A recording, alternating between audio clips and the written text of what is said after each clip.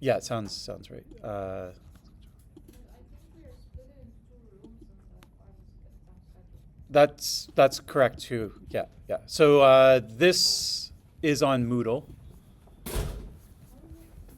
So you can go to Moodle, schedule will be posted here. But then I guess you all get an email with the room number and stuff like that. I'll post that on Moodle as well, so you have a copy of it. But it's just to confirm. So it's the same day of the week, Tuesday. Is that 2 weeks after the last class or 1 week? 1 week after the last class, okay. And then it's 7 to 10. So the exam slots are a little bit like shifted. It will be kind of like the midterm where I'm not going to try and write a 3-hour exam. I'm going to write an exam that's maybe 2 hours or an hour and a half, but I'll give you the full 3 hours. So if you want to sit and finish it for 3 hours, but I think with the midterm, I don't think anyone stayed for the full amount. I can't remember, and lots of people left earlier. So it'll be sort of similar to that. Yeah. And so it will be in 2 rooms, so I'll split you, usually by last name. I just have to go down the list and see where the halfway point is, assuming that the rooms are the same size. Sometimes it's a big room and a smaller room. So I'll do it so that it's sort of evenly split across both rooms. But it'll be like if your last name's from A to M, you go to this room. If it's N to Z, you go to the other room or something like that. So I'll put that on Moodle as well. Okay, anything else I can answer about the final? So you'll still have a cheat sheet. It will be short answer, multiple choice, true, false. Yeah, Scantron. So I might make more of an emphasis on the second half, but it will be comprehensive. So it will cover everything. So there's students that for a variety of reasons might not be able to write the midterm. So it has to cover everything. Yeah. Okay. There is no short answers? No, there will be. So it'll be the same as the midterm plus short answer on top of it. Yeah. And what is the final date or submission of the project document? Okay, so it's always tentatively the last day of class. I'm not technically allowed to accept projects. I can't make the deadline during exams because exams are for exams. But what I can do is accept it without penalty during the exam period. So if you want some sort of extension, now's a good time to ask. Yeah, I think it's better. But like how much? Or like what do you you propose something to me and I'll say yes or no. That's essentially. Yeah, so I have to it's a little tricky. This term's the winter term, so anyone who graduates will convocate immediately. And so they really want anyone who's finished to have their final exams marks in like 3 days after the exam or something like that. So it's hard for me to make it much after the exam. I can certainly make it anytime before or up to the exam. We can do it like maybe the day after the exam. Yeah, the day after exam is pretty good. Yeah. Does that sound good? Yeah? At least 1 or 2 days after the exam. So they finish the exam, do the final checkup, we can submit it. Like. Okay. And what are your exam schedules like aside from this course? I guess we can look and see. So some of you will have an exam with me on Friday. Friday and 24th of Tuesday. April, 6 months. Yeah. I have 2 exams.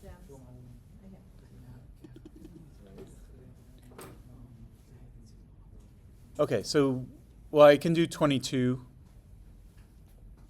23 would be kind of pushing it a bit, but I think 23 would be okay. Yeah? Yeah, I think so, yeah.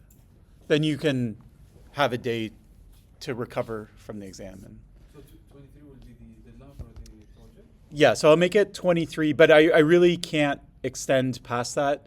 Unless if you write to me and you're like, I'm not graduating this term, and then can I have like an extra day or something like that, then maybe I can do something. But especially, actually what I've done in past years is I've had 2 deadlines. One for everyone who's graduating this term and everyone who's not. Who is graduating this term, by the way? A few of you. Okay. So it's mostly like, I think because this is a required course, lots of people take it early in their degree kind of thing. But anyways, let's just do 22, like a firm deadline of 22. That's sort of like the absolute latest. And then I'll have a chance to mark it on the 23rd. And yeah. Okay. So I'll put it on Moodle so I don't forget and everyone knows it's official.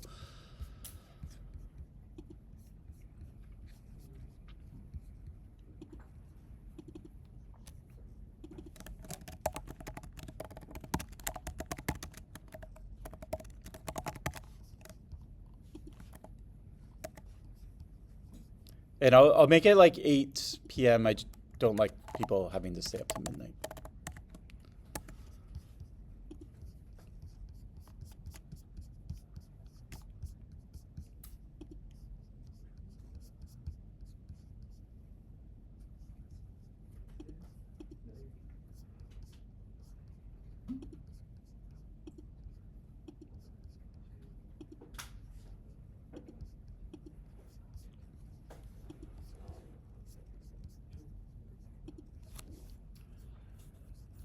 Okay, that's done. Okay, assignment, maybe I'll go there since we're here. So the assignment, I wasn't sure what to do for this class. I haven't taught it before. I would love to do something more like hands-on or technical, but I just sort of ran out of time, honestly. So it's more of a conceptual comparative assignment. So here you're going to compare PGP and Signal. I realized we didn't go in depth in PGP because the lecture kind of got shortened last minute. So you might have to do a little extra research on how PGP works in order to do the assignment. That's actually good. So it kind of shifts some of the classwork into the assignment itself. And basically you're just going to try and answer these questions. I think they're pretty straightforward. They have clear-cut answers. They're not really like trick questions. And then the place where you might spend a bit of time is on part 7. So make a sort of scenario where it's kind of like... We create our own scenario, right? Yeah. It doesn't have to be a unique scenario, but just sort of a common scenario to explain what the differences are. So you sort of have Alice, a sender, Bob, a receiver. You have Eve in the middle. You might have other entities. In question 7, the scenario should support PGP, and question 8, it should be the opposite, right? Exactly. It should be supporting Signal. Exactly. Yeah. So like basically I would ask you like, why is PGP better than Signal? And you would say, oh, it's better because of blah, blah, blah, blah, blah. But instead of it being like blah, blah, blah, blah, blah, it's better, it's easier to wrap your mind around to say, here's a scenario. Alice and Bob are doing this. There's an adversary here. Maybe there's other parties that are involved. Alice wants to do this. And, you know, if she uses PGP, that's not going to work. But if she uses Signal, it's going to work. But here's a different scenario where actually PGP is better, kind of thing. So basically turn the advantage of PGP and the advantage of Signal, because neither of them are perfect.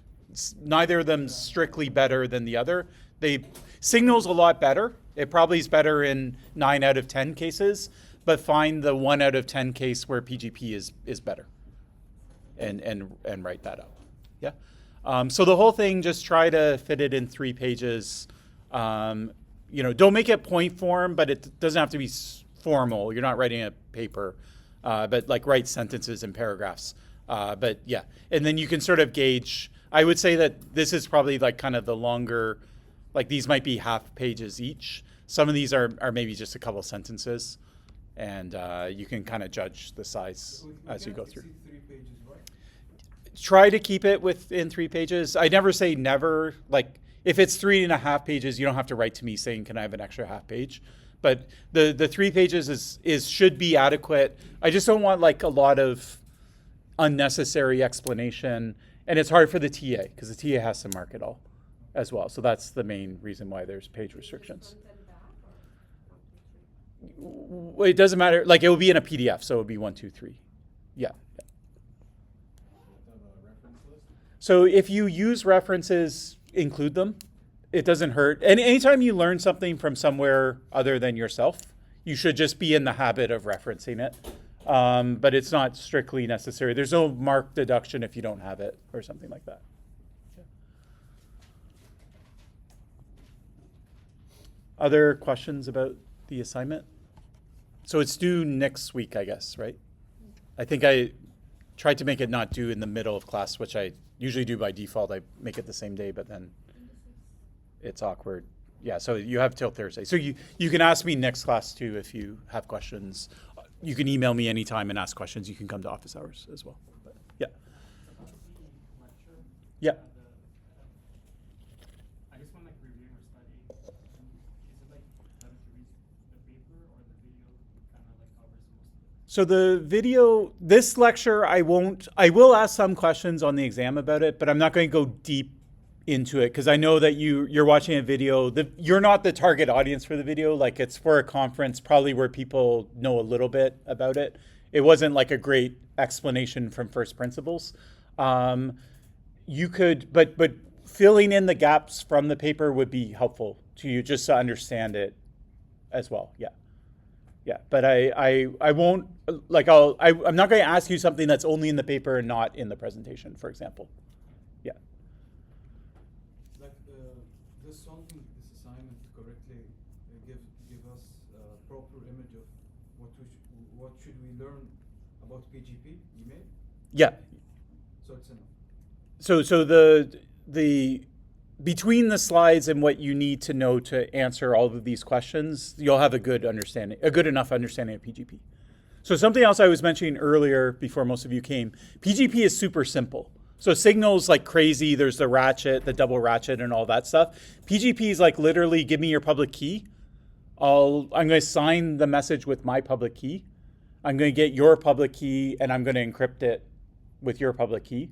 Or at most I'll encrypt the symmetric key with your public key and then encrypt my body with the symmetric key.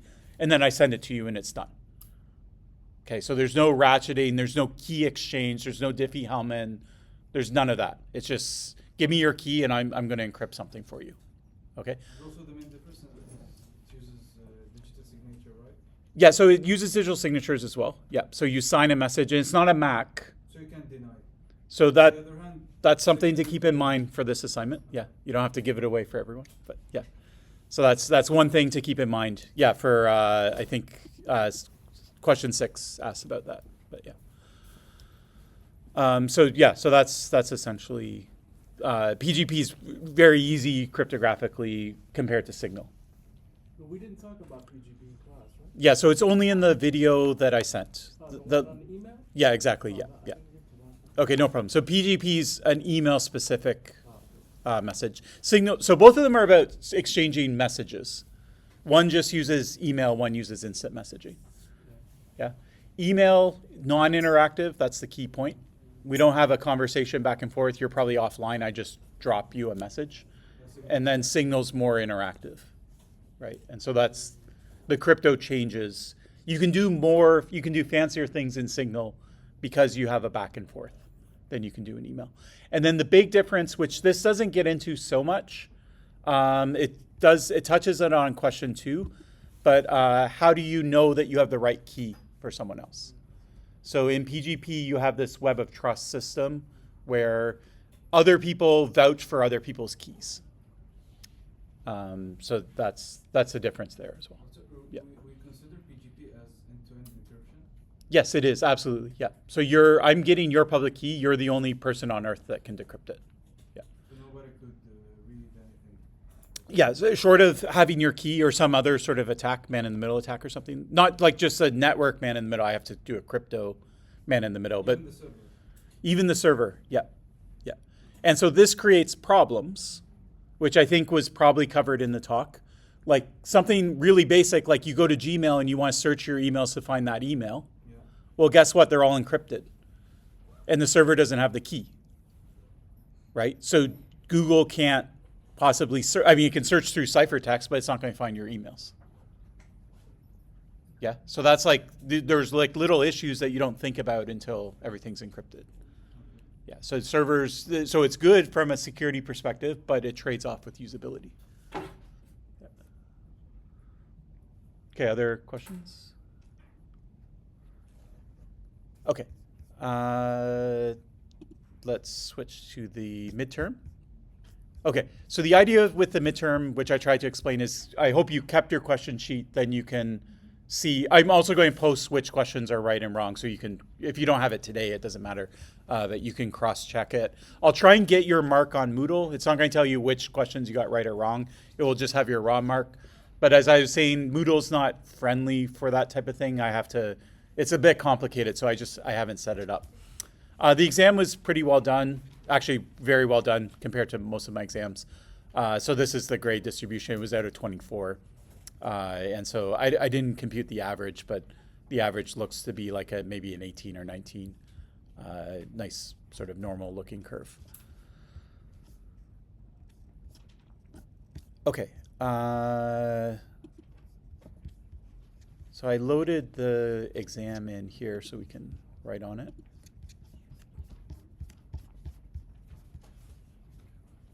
Okay, so I'll just start going through it and then you can ask questions. So the first one says, if Alice and Bob verify the signal safety number out of band, then replaying one of Bob's past handshakes is enough for Eve to impersonate Bob to Alice without detection. So this is false. It's combining two things. So there's the replay attack and the signal safety number. The signal safety number is just about Alice making sure she has Bob's correct key and vice versa. Bob making sure Alice has the right key. It has nothing to do with replay. Replay, the only way you prevent it is using nonces and incrementing nonces or generating fresh Diffie-Hellman parameters. So it doesn't even really make logical sense, this question, but essentially these two things don't have anything to do with each other. So it's false. If Tor replaced onion encryption with a single end-to-end encrypted tunnel to the exit relay, it would still provide the same basic privacy advantage over a proxy or VPN. Some of these questions could have been worded better, but advantage means that it's better than a proxy or VPN, but it's not. So in this case, it reduces to VPN proxy. So essentially you have a one-hop person in the middle, so it's exactly the same. So the advantage is no longer there, so it's false. Know each other. Who is the sender? Who is the receiver? But for the case of Tor, the sender actually don't know. The last node actually, the server, the last node knows who is the server, but the middle nodes actually don't know who is the sender, who is the receiver. Yeah, In the case of VPN or tunneling, both parties knows who is sending. Exactly. Yeah, so the node in the middle knows both the sender and the website. Yes. Yeah. Whereas in Tor, the whole idea of using the onion or telescoping is so that no node they only know the previous node and the past node. They don't know anything beyond that. Okay. If Bob verifies a software update using Alice's digital signature, then finding any hash collision is enough for Eve to trick Bob into accepting a malicious update. So hash collisions will break this software update, but you need a hash collision with the actual software itself, okay? So it can't be any collision. So if I find two messages that happen to hash together, it doesn't help me. I need specifically a collision with the software itself. So this is the difference between collision resistance and weak collision resistance or second preimage resistance. Okay, so here I need, the question's basically saying is if you can break collision resistance, is that enough? And the answer is no, you have to break weak collision resistance. So it's false. In a channel between Alice and Bob authenticated only by a MAC, Eve learns the shared MAC key. Eve can now create a new message that Bob accepts as authentic. So this is true. So if you have the MAC key, then you can make up messages. You can send it to the other party.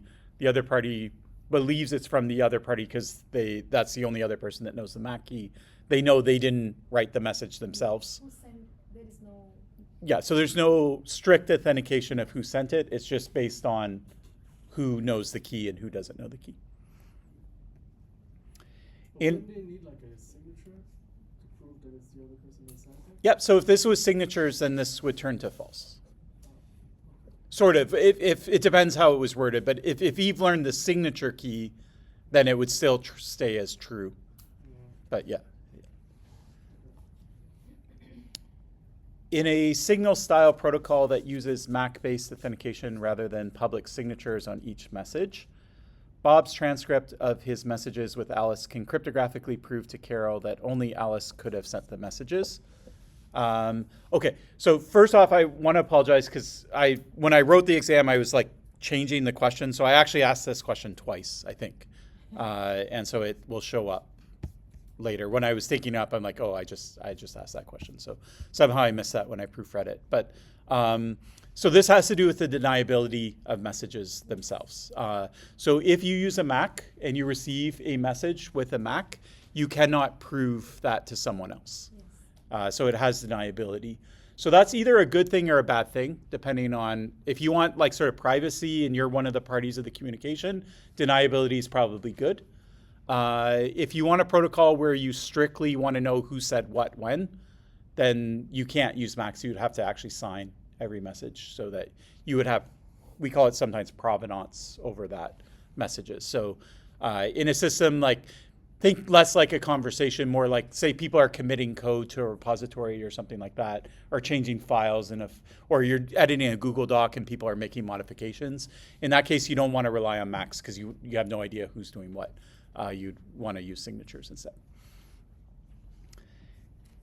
If an attacker successfully downgrades Alice and Bob to a weaker TLS version or cipher suite, the tunnel automatically loses both confidentiality and integrity. So this is one of the nice features of TLS we talked about in class, is you will lose confidentiality, but integrity will stay. And that's just because the MACs were hard-coded in, they weren't negotiable. So and all versions of TLS have strong MACs, even going all the way back to SSL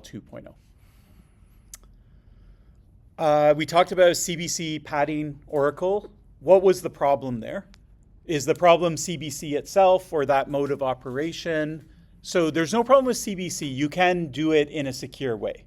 The problem there was that the way the IVs were used was not, that was another attack. In the padding Oracle, it was the fact that the bit that, whether it failed because the MAC failed or it failed because of the padding failing, you could determine that if CBC mode was used because CBC mode is malleable.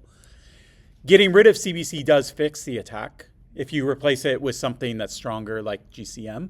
But it's not a problem with CBC mode. It was a problem with the way the padding was implemented. So you could also just fix the padding issue as well. Okay, Quick can reduce handshake latency compared with older HTTPS over TCP TLS. So that is true. That's the main advantage of Quick, is that you do the handshake in way less time. But it can also create problems, spoofing and amplification. And so those are exactly the two problems that Quick creates. So it doesn't have, at least for early encryption, it doesn't have, because you use UDP, you don't do the three-way handshake, so you can do IP spoofing. And because you can do IP spoofing, you can do an amplification attack where you redirect the traffic to another person. So you say hi from an IP that's not you, and then the hi back will go to that IP address itself. Okay. Now, I don't say that Quick is vulnerable to it. So it doesn't say Quick has these problems. It just says it creates these problems that Quick must address.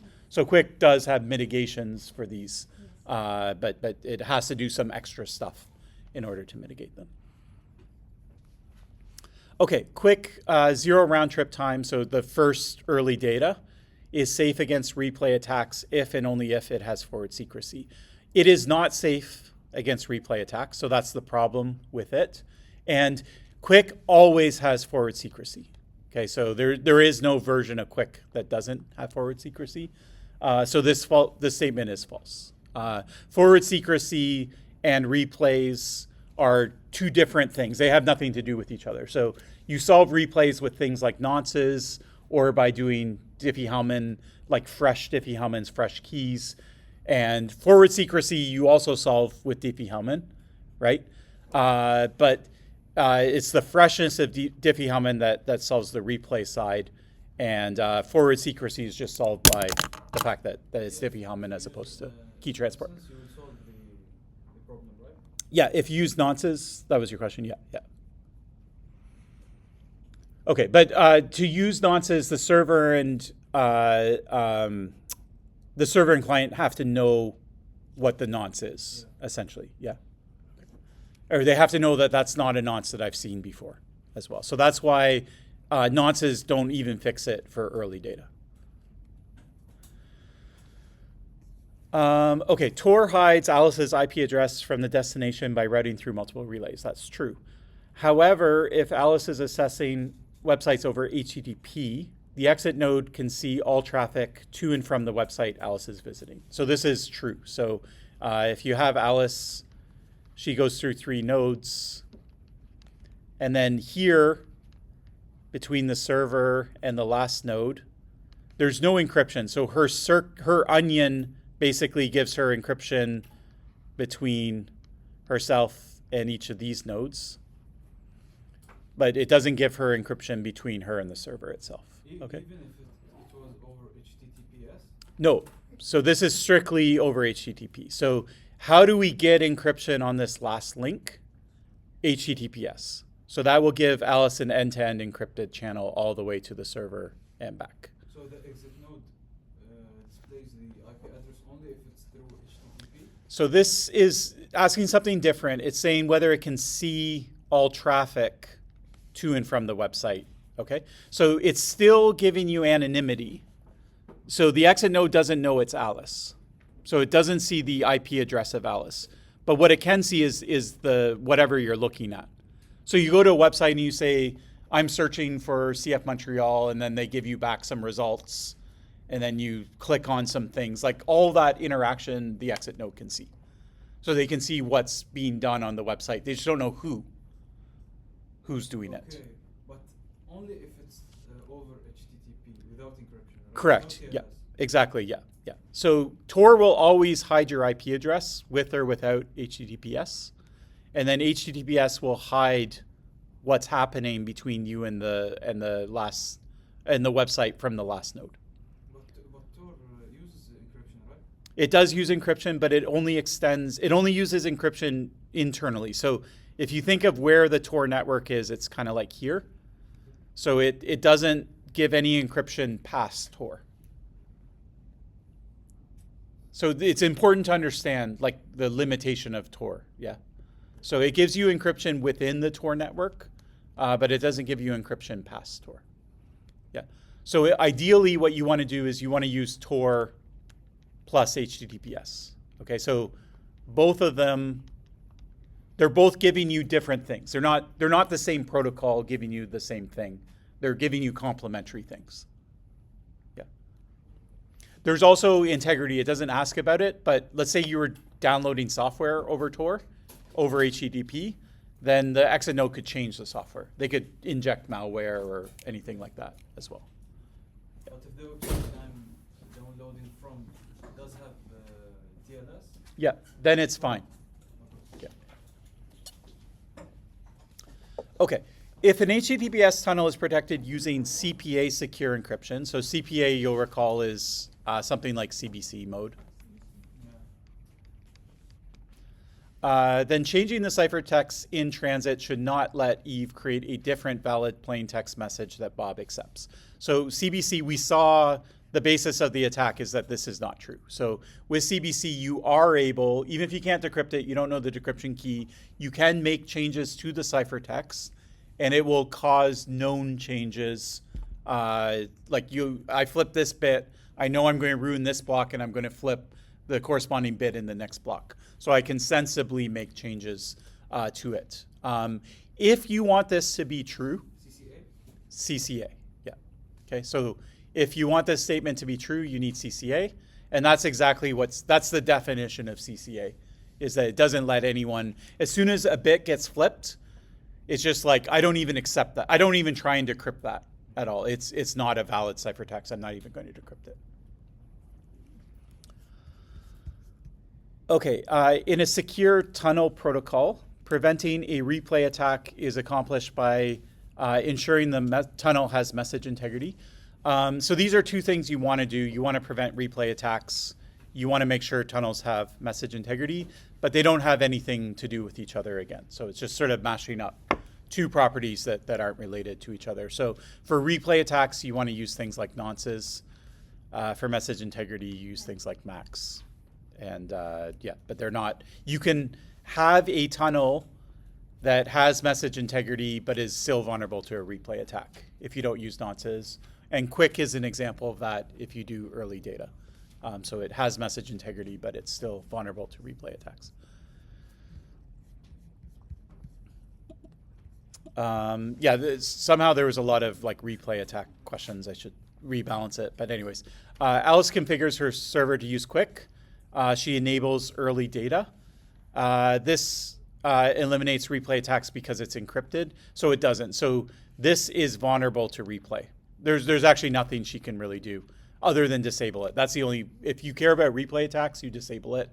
If you're enabling it, doesn't matter. You're going to have message integrity, you'll have encryption, message confidentiality, you'll have all the properties, but you're going to be vulnerable to a replay attack. Zero round trip and quick, there's no mitigations against it, right? Exactly, yeah. So there's no known solution. So the only solution is to turn it off.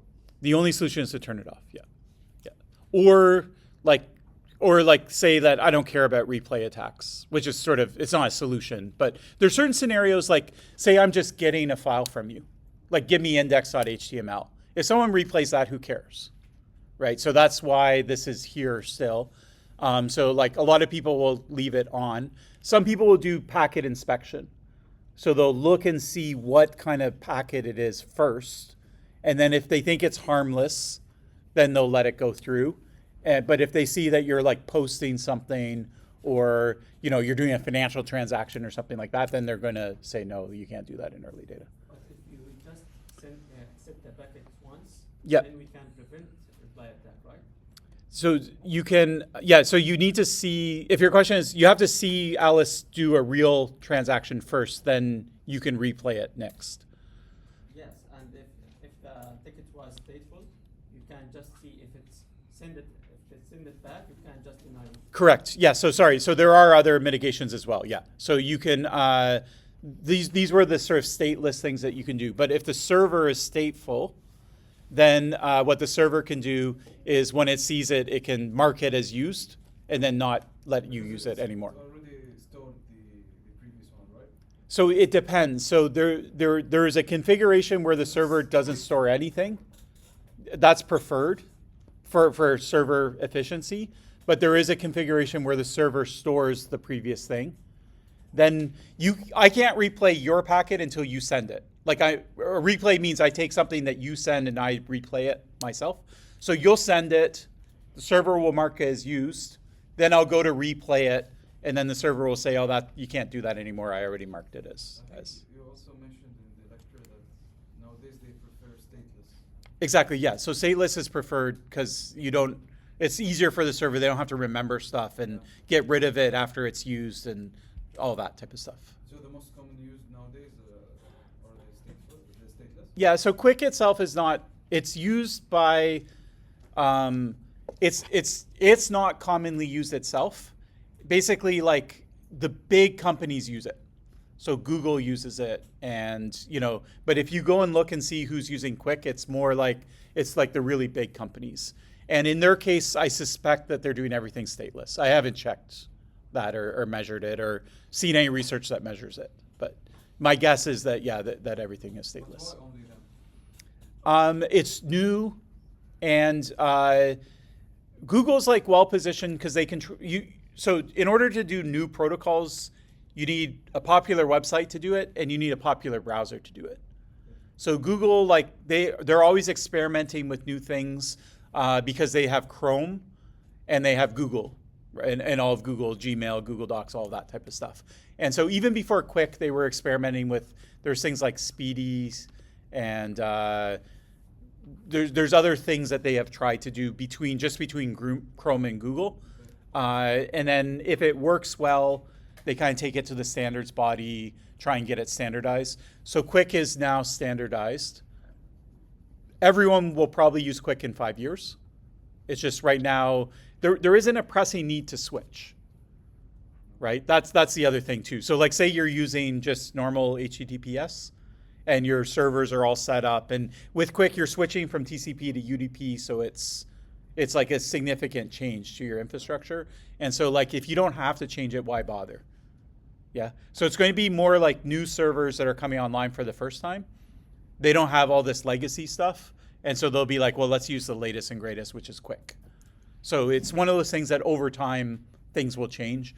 Or Google uses it because if they can save a couple round trips, that's huge for them because they're so big and they get so much traffic. If Concordia can save some round trips, probably doesn't matter that much. There's not as many users, yeah. As Google, yeah. So it's the main thing with Quick is it makes performance better. So people who really depend on performance, they're going to be the first ones to switch. And Yeah. you call this HTTP 3, right? Yeah, exactly, yeah. Okay, Alice has 4 servers, each requiring an IP address. This is the prefix. It's sufficient. So this prefix covers all IP addresses up to the last 2 bits. Yeah, sorry. Yeah, it's 4 IP. Yeah, so Because there is a broadcast. yeah, it's broadcast. Oh. Okay. 29. Everyone back up. So you're talking about question 14, yeah? Yes. Okay, so what's your point? There's only 4 IP addresses, right? Yes. Yeah. And the first and the last is reserved for network and broadcast. Yes. So only 2 for the host. And Yeah. Alice has 4 servers, so there's not enough IP addresses. So we need /29. So it's 4. Okay. Okay, so what you're saying is the last one is a broadcast, so you can't use it. Yeah, and the Yeah, first And- the first one is, identify the network. yeah, And there's only 4 IP addresses, 2 to the 2. yeah. Okay, just that I understand what your question is. I just have to think about it. So I do accept that that one of the 2. 2 of the 4. 2 out of the 4 Yeah. IP cannot be used because one is broadcast, one is the network. So only usable IP is 2. Okay, fine. All right. So I'll regrade it, and everyone that knows that will get an extra mark. Yeah. Okay. Alice realizes her server time protocol can be used in an amplification attack because it's over UDP. Encrypting the replies is enough to remove the main risk. So in this case, encryption doesn't help at all. What you need is a 3-way handshake, or you need your response to be shorter or more comparable in size to the request itself. If Alice and Bob use Diffie-Hellman and each party signs their values, the shared secret is harder to compute by Eve if she's in the middle. So signing it means that you know that Bob's certificate belongs to Bob and Alice belongs to Alice. It's whether you can compute the shared secret, you have to solve a discrete logarithm. Doesn't matter if it's signed or not. It doesn't make it harder or it doesn't make it easier. It's independent of whether it's signed or not. Okay, Alice connects to her bank over HTTPS. Eve can already perform a BGP hijack and successfully route Alice's traffic through a router she controls. At a minimum, so I sort of define what it means. It means like try and find like the smallest change, not like the biggest thing. Like if you can break all crypto, you can always probably break all of these crypto protocols, but what's sort of the smallest thing that Alice could do or the most realistic thing that she could do to break it? Okay, so here what we want to do is we want to read the plain text without detection. Okay, so solving the discrete logarithm works in the sense, it's not the minimal solution, but it would also allow you to do it. Okay, obtaining a certificate works as well, so this does solve the problem, and this is much more realistic, right? No one on earth can solve discrete logarithms, but lots of times people get their stuff stolen. And so this, so far, is the minimal. If you break the collision resistance of the hash function, it doesn't help you at all. If you broke weak collision resistance or pre-image, second pre-image, then we can think about whether that allows you to do something. Again, this is sort of in discrete log territory, so no one on Earth that we know of can do this anyways. But because it's specifically collision resistance, it's also not going to help you. And this just is sort of nonsense. It doesn't have anything to do with anything. So the correct answer is B. Alice and Bob run Diffie-Hellman. No certificates, signatures, or pre-shared key. So they just do Diffie-Hellman unauthenticated, as we call it. So now what do you have to do to break into the middle? So what you can do is you can do the attack. We showed this in class of a man-in-the-middle attack. So you just go in the middle. You do Diffie-Hellman with Alice. You do a different Diffie-Hellman with Bob. You're in the middle. You have two keys, one between you and Alice. You have a different key between you and Bob. Alice and Bob don't know they aren't talking to each other because they don't have any signatures or they don't know each other's keys. So this works. It's also minimal. Well, it looks minimal, but we can go through and make sure there's something more minimal. Solving the discrete log, again, it does work, but it's hard. No one on Earth can do it. Feasible, right? Sorry? Feasible, right? Yeah, it's infeasible. Yeah, exactly. Yeah. Collision resistance doesn't help you. And forging the signature could maybe help if signatures are used, but it says explicitly that there's no signatures. So there's no signature to even deal with here. So that's just a spurious answer. A web server uses TLS with Diffie-Hellman. Eve records an entire session today. Months later, Eve steals the server's long-term private signing key. At a minimum, what would Eve need to do to decrypt the old recorded sessions? Okay, so you could potentially just use it. You've stolen it. Can you use it? Well, this is forward secrecy. So because we have forward secrecies, we can't do it. So this won't work at all. What we could do is try and break the individual keys, the session keys for each of them. So that would work. We could try to break the weak collision resistance of the transcript hash. That doesn't help you at all.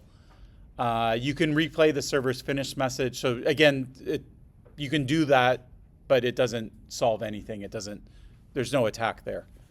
So this is the only plausible answer. Alice uses Tor to visit a website through 3 nodes. At a minimum, what would Eve need to do to learn both who Alice is and which website she visited?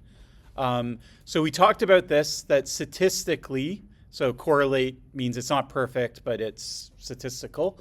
That's enough. So if you can get in front and get at the end, you'll see 5 packets go in, 5 packets will go out. So even if there's lots of users that are using Tor through the same inputs and outputs, you can fingerprint the packets that go in, look for the same pattern to come out, usually just like milliseconds later, and you can infer which ones they are. Okay, this works as well, but this is more minimal. So here we only have to take over 2 nodes, or even get outside of it. Okay, so this is a right answer. It's true, but it's not the minimal answer. You can solve the discrete log, so this also would work. If you solve it, then you can break Diffie-Hellman and do a bunch of things, but it's not minimal because it's something that we assume no one can do. And this doesn't help you at all. The circuit IDs are usually in plain text anyways. And if you can't see them anyways, because you'd have to be, like you could steal them, but it doesn't help you because you don't see them unless if you're in the middle of the circuit anyway. So you would have to either be in position A or B to see which CIDs are even being used. And so once you're in A or B, then you're just being in A with or without the circuit IDs is sufficient to break it. Okay, Bob says to his boss, Alice, about the use of a ratchet. We already hash the keychain after every message, so we already have security, so that's true. If we add fresh Diffie-Hellman values, it's not necessary. Alice says that's almost right, except for it's missing the following property. So what's missing from that as well? So public verifiability of each message to third parties. This is something that you don't get with Signal. So this is tied to the deniability. Recovery of security after compromise of the current device's keys. So this is why you want to mix in new Diffie-Hellmans. Okay, so if the key is compromised, now all future messages are compromised. But once you redo a Diffie-Hellman and that gets mixed in, then you regain security. Okay, so you have a way of, it's a recovering, a break-in recovery from it. So this is actually why we bother with this whole double ratchet, is it gives us strong forward secrecy in a backward direction, and then it gives us break-in recovery in a forward direction. The safety number has nothing to do with it. It is something that's part of Tor, part of Signal, but it doesn't relate at all to the Diffie-Hellman. And replay protection you have anyways, so that doesn't help. Okay, Alice and Bob use a Signal-style protocol. Alice she sends a bunch of messages. Bob learns the key before M4. So he kind of, if you think of it as a sequence,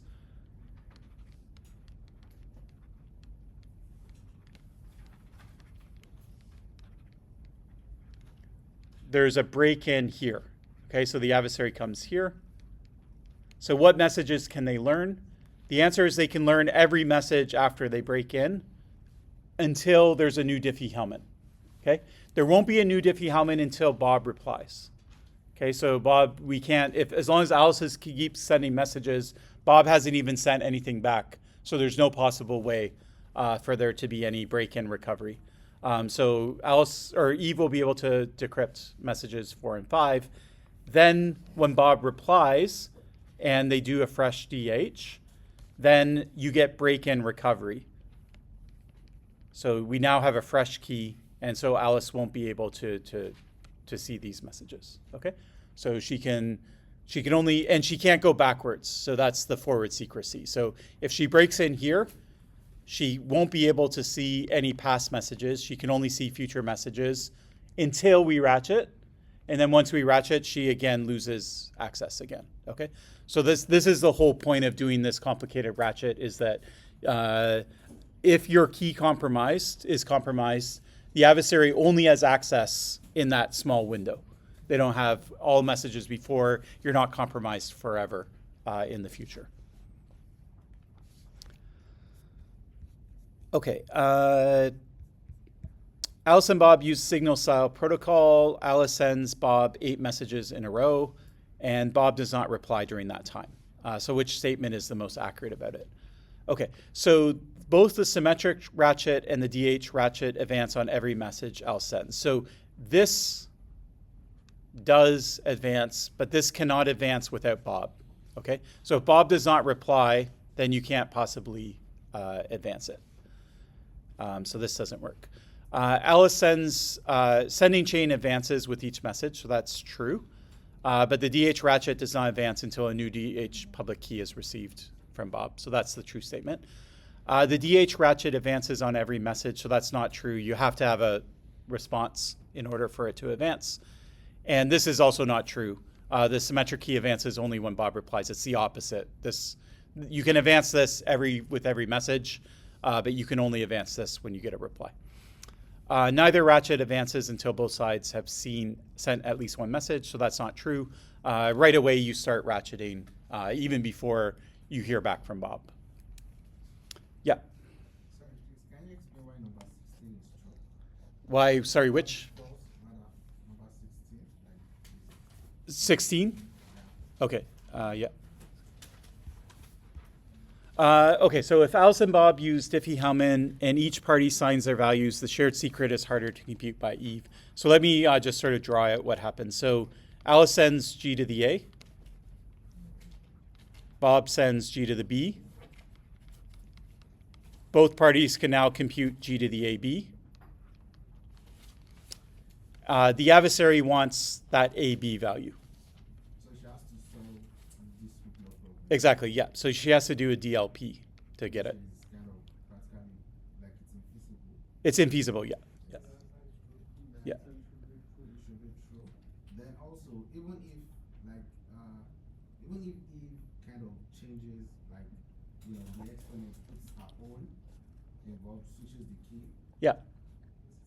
because it's signed it's practically impossible for her because she wouldn't have that like it's mapped. So it's I think it should not work. Because there's no way she can compute the secret. Because of It's- the signature also. Because of the secret. So it doesn't affect so the signature, so the world that we're comparing is the one where the stuff in red is there or the stuff in red isn't, right?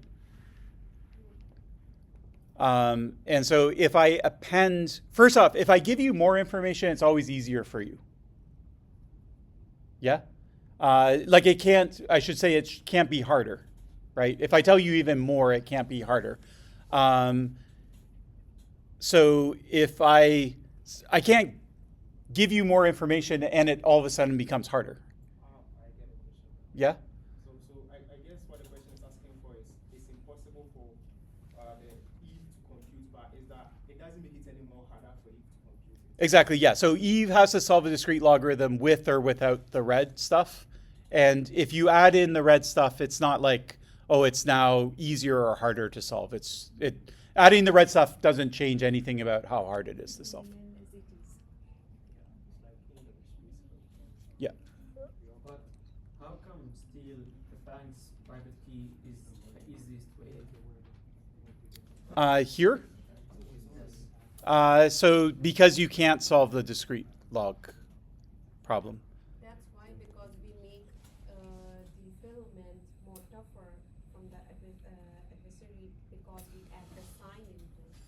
So if you make a sign, because you can still put like Eve in the middle if there's no sign. So they can do g to the power a dash b, g to the power b dash a. That is actually easier, but when you add the sign into it, so you have to know the private key to break it. So Okay. Make it much harder if you sign it. If you don't sign it, it's actually like you can put adversary in the middle. You can get g to the power a dash b and g to the power b dash a. Yeah. So you're correct. Let me just say, I understand your question, but it's saying whether the shared secret is harder to compute. It's not saying, can you man in the middle the connection? So if it said, can you man in the middle the connection, that's different, right? You can do that. If it's not signed, you can man in the middle of the connection, for sure, okay? But if G to the A and G to the B, like say it's not being signed and you're not in the middle, right? Or you're passive, you can't change things, you're not an active adversary. Once that secret is computed, all you can do is try and solve the discrete log. That's the only avenue that's available to you. No, but signing was the solution of that adversary attack on deferment. Correct, yes, yeah. So That it was solves. the second step which was added after the deferment to make it much safer to put the sign on. Yeah, so adding the signature prevents the man in the middle attack. Yeah, so it makes Yeah. it much harder for Eve to compute it if it's in the middle, if it's signed. It doesn't make it harder to compute. So it has nothing to do with how hard it, like with or without the signature, you have to solve a discrete logarithm to compute that value. Yeah? The problem with it is that when you do a man in the middle, you end up with you don't end up with a shared value between Alice and Bob. You end up with a shared value between Alice and Eve and Bob. Yeah? So it's kind of like a side channel or something, like you're attacking the protocol in a different way than what it was designed to do. Yeah. Like, my understanding is, so now you have, well, first of all, you have to break the discrete lock problem, but on top of that, the signature, you also have to kind of make something that's used, and doesn't it make it technically harder then? Yeah, so that was sort of the trick. Like, is adding the signature making it harder to compute this value? The signature is doing something, it's adding something to the protocol, but what it's not doing is making this easier or harder. Yeah, so the purpose of the signature isn't to enhance the hardness of the discrete log problem or something like that.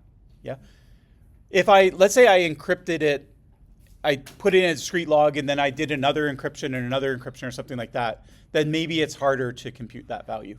But the signature here You're just adding new information, and the signature is about solving the man-in-the-middle attack. It's not. That's the only thing the signature does. It doesn't make it easier or harder to break that key. Okay. So these are like the questions that like I'll ask like a lot of like sort of fine grained, because a lot of these protocols they're doing 3 or 4 things. Everything has a purpose. Like the signature is doing this, and the discrete log is doing this, and so keeping straight like what this exactly is doing and what it's not doing. That's sort of like where I'll ask a lot of questions. Yeah. Yeah. About the question number 14, I know everyone is disagreeing that it only has 4 IP. Yeah. The question is it sufficient? So the 4 IP is sufficient, but it's not going to be the feasible one. Yeah, when I said true to false, let me rephrase and just say I'll accept that. It's a bad question. I'll accept true or false. So basically I'll drop it from the exam. That's what I'll do. Which one, Yeah, 14? for 14. Yeah, because We all got the mark for 14. yeah, so everyone gets the mark for 14. Yeah, yeah. But I still don't see why it's. You guys actually know more than I do, but I see why it's either. I guess the network devices are configured to always consider the first IP address of the subnet as the network ID. Yes. Yeah. Because otherwise, the packet wouldn't like know which like device The to thing is- forward it to. So I agree with that. The IP Yes. is like the broadcast. So when the device comes. Sorry. Say that again. The last IP is the broadcast. Yeah. Yeah, but this isn't the first and last. Yeah, but so the subnet. It's the first, but not the last. There's like subnet, so the /30, the total IP addresses in this subnet will be like 2 to the 2. But which is you are four. already Yes, classified. But by default, every network device Yes. is configured to consider the first Yeah. and the last. They don't In the subnet itself? Yeah. Okay. Well, then I buy it. It's Sure. assigned to the host. Okay. Yeah. So this prefix gives you 4 IP addresses, Yeah, that is but why the first, two cannot be used. Because but yeah, for this by service. convention. Yeah. Yeah, by convention, you have 2 host IDs. Fine. Yeah. Because you only have So 2 we bits. need So this could have been a much better question if I understood it better. You take like say CCN, right, or any network Yeah. example, and they ask you this question and you say, oh, it's wrong. Mhm. Yes. Yeah, I know it. But the thing is, if you want to code it, you can code it, but it's not going to work. Yeah, it's not- Yeah. So I see that too. Yeah. Yeah, you can always try to assign the broadcast IP to a machine, but by convention, yeah, things aren't going to work. I Yeah. think it wouldn't allow you to, in this case, to assign all 4. You will not, it won't allow you to do that. You will get errors. Yeah, it depends who's allowing it or not. Like, but yeah, the software interface will stop you from doing that. I agree with that. Yeah. Okay. Other questions about the midterm? So sir, the exam is 24, right? So it's out of 24. With this, it will be out of 23. But yeah, it was before I agreed on question 14. It was out of 24. And now? Out of 23. Okay. So, and the weight is 20, right? I don't remember, but that sounds right. So in the outlines. Yeah. And you said the average is I didn't compute it, but you can see it's somewhere probably 18, 19. okay. Looks like. So relatively high. Yeah. So you said you're dropping or you're just adding extra point for 14? So what I can do is Adam, anyone. Okay, when the Scantron marked it, it gave it gave everyone a mark who answered true and gave nobody a mark that answered false. So for everyone who answered false to this question, I will add 1 mark to their exam. But if people have true, yeah, so it's slightly different than dropping the question. Because if you got 23, like, yeah, so you'll get less marks in that case. If I drop it, right? Yeah. So you're happy with what I'm doing? Keep it at 24. Yeah, keep it at 24 and add the 1 mark to everyone who answered false. Yeah, that's fine. Yeah, sure. Yeah, if I just made it out of 23 instead of 24, then people who answered this according to the Scantron are still getting a higher mark than people who don't. So I have to go in and figure out who answered it wrong and just add marks to them. But yeah.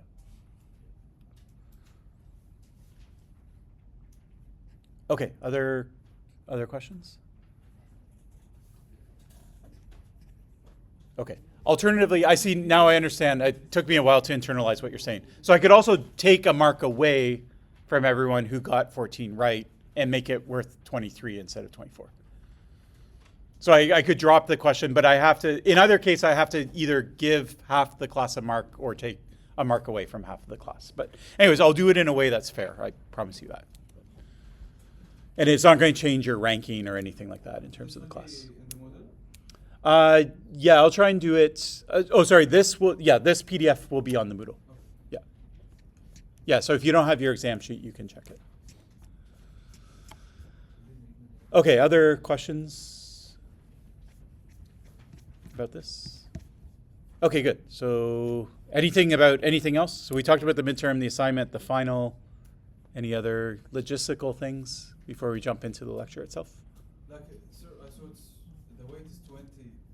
How would you calculate this exam, like weighted out of 20? Just reweight it so it's worth 20. Okay. So like whatever percent, think of your grade as a percentage, you'll get that percentage of 20 marks. Ah, okay. So if you get 66, you'll have 66% of 20. Ah, okay. Yeah. So I have a spreadsheet, it does all the reweighting and things like that. So I know some people, like if it's worth 20, they'll make the exam out of 20. Yeah. I don't pay attention to, in my case, I just wanted to be on 4 pages. So I just wrote questions until I ran out of space. Yeah. That's it. It ended at 24. Yeah. Okay, other, yeah.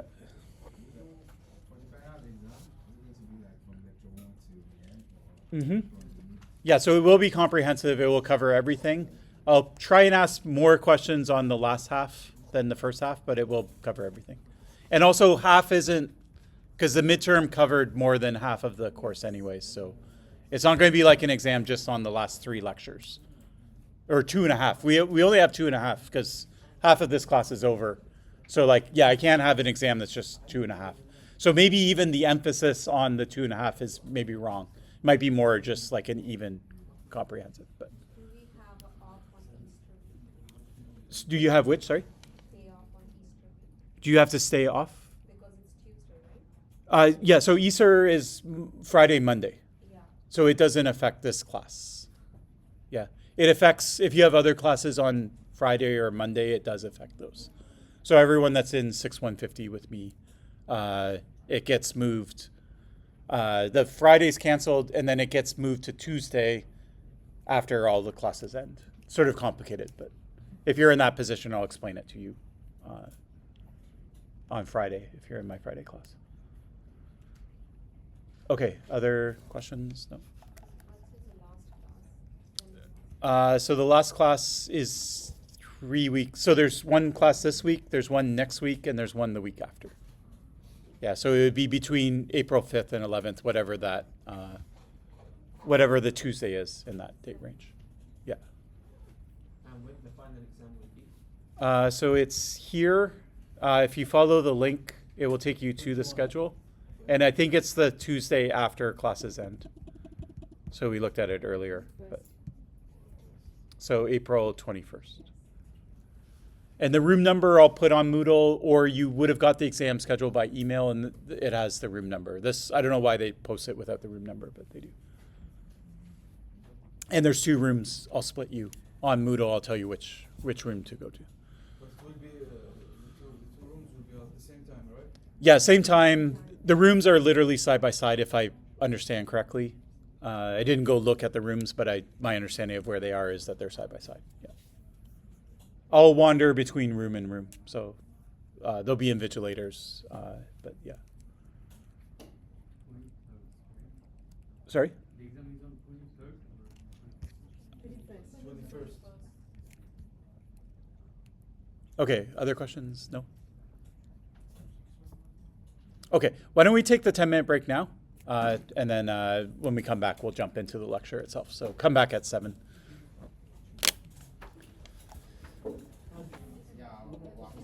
Okay, we'll get started again.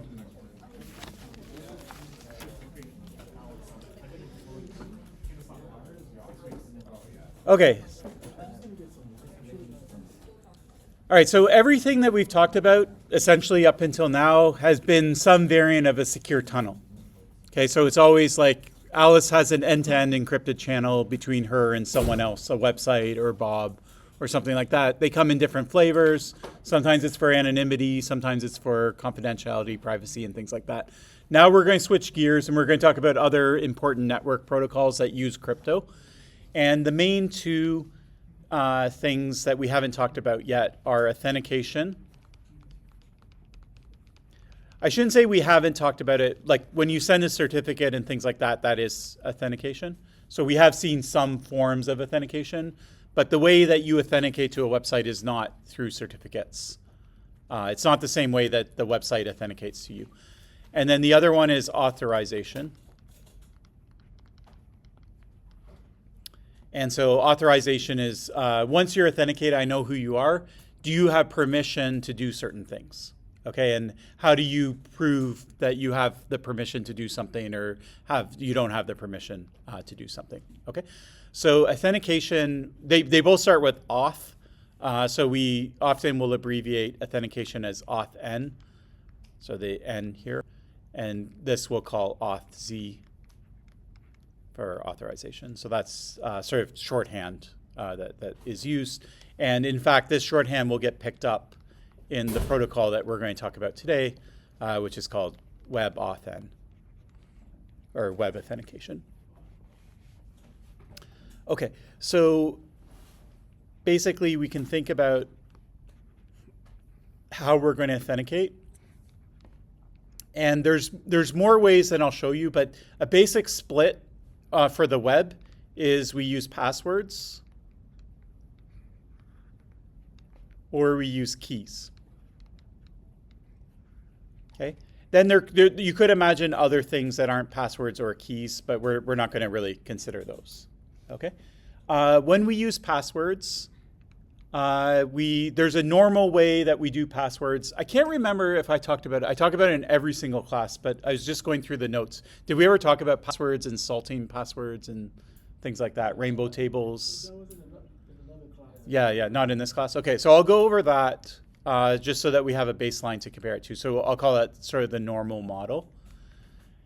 And there's a fancier way of doing passwords that's based on a protocol called PAKE. Although people usually nowadays will use SRP, which is sort of like a modern version of it. So I know that other teachers, when they teach this course, they spend a lot of time on PAKE. I'm not. I'm going to kind of skip over it. The main reason is it's not really used except for internally. So like Apple might use it when I'm like doing some synchronization and my computer's doing it. I don't even know what's happening. It might be using that type of protocol. But generally on the web and things like that, it's not a protocol that we use. Normal passwords are used everywhere. And keys we tend to not use on the web. So we'll use it for things like maybe SSH. We did see it on the web where we have client certificates. But I mentioned that that's basically not used anywhere. So it's supported by TLS HTTPS. So they have support for client certs, but they're essentially not used anywhere. The main thing is we'd all have to go around and get a certificate. That generally costs money. You have to prove who you are to a certificate authority. Your certificate lasts a year or two, then it expires. Then you have to go get a new certificate. And so the usability of that whole system was just deemed to be too onerous on users. So back in the 80s, 90s, well, not in the 80s, back in like the 90s, 2000s, we just sort of said, forget that whole thing. Let's just do the password model.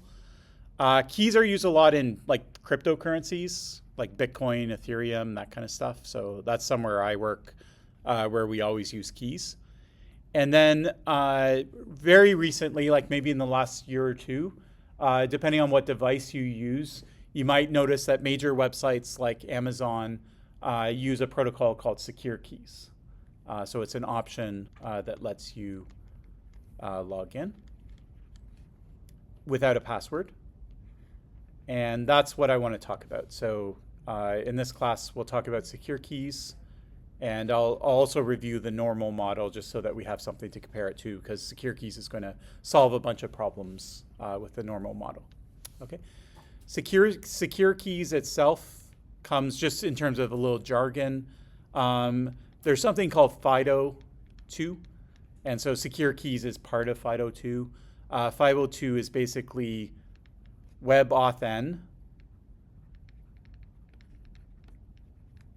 plus something about where you're saving your key. So I'm going to go through the example of how Apple implements it. Not that we're going to go into a lot of detail anyway.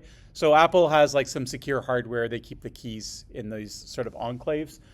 You might use a YubiKey, which is kind of like a USB thing that you stick in. And there's other kinds of protocols as well. So Apple's going to implement that interface their own custom way. If you're using a YubiKey or something like that, it's going to use a standard, which is called, I wrote it down, CTAP2 or 1. So this is sort of, yeah, but anyways. And there's an organization called FIDO Alliance, and they came up with this half of the protocol. And then this comes from the basic web working group. It's called the Web 3 Consortium. I forget what the 3 stands for, Worldwide Web Consortium. And so they standardize like all sorts of different internet-based protocols as well. So anyways, you don't have to know this. This is just, if you're reading papers and people are talking about FIDO2 or CTAP2 or WebAuthn, you'll know that that's in the same domain as what we're going to talk about here. And when we sort of switch from WebAuthn to CTAP, I'll try and denote that in the protocol itself. Okay, let's go through the normal password model first. I'll try and do it quickly because it tends to get covered in a lot of classes. Yeah. FIDO Alliance. Sorry. Yeah. Okay, so we have Alice in a server. Alice wants to create a new account on the server. So what she does is she picks a username, call it Alice, and then she'll pick a password, which I'll just write PWD. Okay. Her password will be sent to the server. The server will learn her password. So the server will learn the exact value that she chose. But in order to protect it from an adversary that's sitting in the middle, what would you guess that we would do to protect this? So that will be a slightly different problem. So save that. That will be the right answer to the next question I'll ask. So how would I protect from an adversary reading the password when Alice is sending it from her computer to the server? Encrypt it. And how am I going to encrypt it? So with TLS. Yeah. Okay. So I'm going to assume that this is over in HTTPS. That's meant to be a lock channel. Okay. So from now on, we have secure channels. They're here. So we're not really going to worry about man-in-the-middle attacks here. Okay. Now what the server has to do is it has to remember this password so that when Alice comes back, they know whether it's Alice or someone that's pretending to be Alice. Okay. So what they're going to do is they're going to have like a file that they're going to store, and they're going to have all the users that have accounts on their system. And then they could just stick the passwords for all the users in this file. Okay. Then what happens is, so this is registration. I'll just put reg. So is that a database? It's a database, yeah, sure. So this is registration. And then later, when Alice comes and logs in,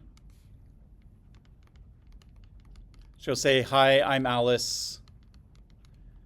This is what I'm saying is my password.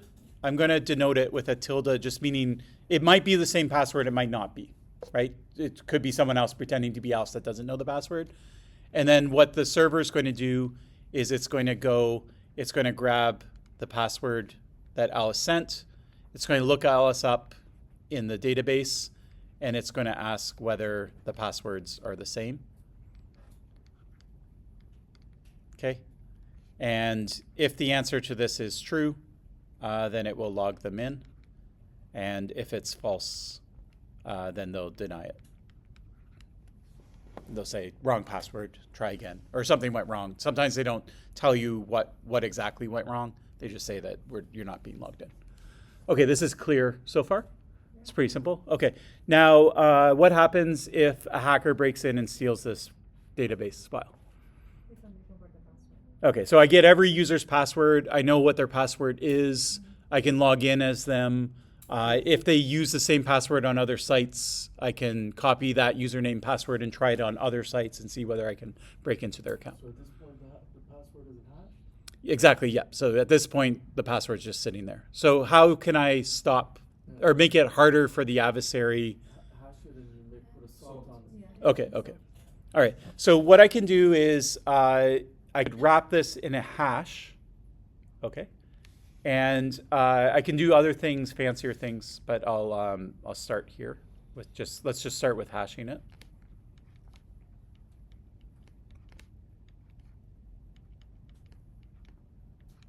Okay, the hash does not change the flow here. Okay, what if I just hashed it here? Then the hash of the password is now the password. Okay, so it doesn't solve anything. Okay. So what I'm going to do is I'm still going to send it in clear text. So the server still sees the password temporarily. Then they quickly hash it, and they only remember the hash of the password, not the raw password itself. Okay. Then later, when I log in, I still send the password in the clear. The server grabs it, they take it, they hash it, okay? And then they're going to compare it to what's now the hash of the password here, okay? Hashes are deterministic. So the hash of a password is always the same. There's no randomness in it. So if these two passwords are the same, their hashes will also be the same. Okay. Now let's say the adversary is able to get the database. Okay, so the threat model here is the adversary dumps this. Do they know everyone's password? No. Okay, they have the hash of the password. They don't have the password itself. What stops them from figuring out what Alice's password is based on knowing the hash of the password? You could do rainbow tables. Okay, so rainbow tables are different, but Dictionary attack. okay, but what stops them? So, okay, so the hash is a one-way function. Okay, so I can't reverse it, so I can't necessarily get the password out. Okay, so if the adversary breaches the database,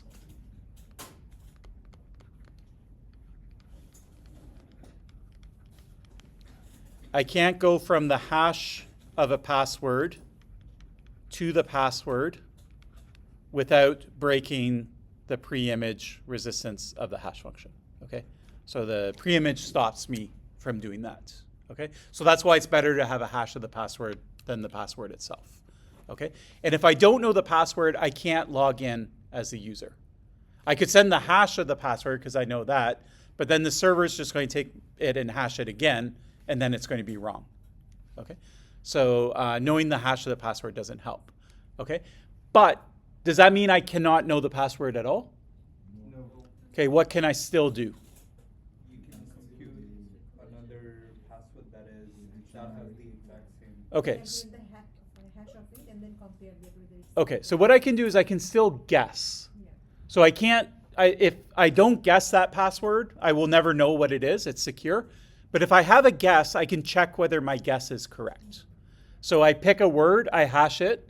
Because it's deterministic, the hash of my guess may or may not match the hash of the password. If it does match, then I can break it. Okay? Brute forcing, right? Yeah, exactly. So brute force, exhaustive search, password guessing, Johnny the Ripper, all that stuff is all the same attack. So what I'll do is I'll hash a guess, and then I'm going to ask myself, does that equal the hash of the password? If true, then I know the password. If false, I'll guess again. So I'll try a different guess. Okay. What's a rainbow table? It does. It's like a table where it hashes it over and over, and then it starts from the last one and then it goes back. because of the size. Hash of hash of hash of hash of. So that's different to, Stores there yeah, that hashes the password. Yeah. go ahead. It's, yeah. So technically, I think what matters here is that in rainbow tables we can have like two usernames with the same password. So what we're gonna try to do is that add salt. So that's also true. If two people choose the same password, you'll see it. That's not a rainbow table though. Yeah. It's just hashes of all common passwords, right? Okay. So the main thing is who's going to do this password guessing attack? And the answer is one person can do it, right?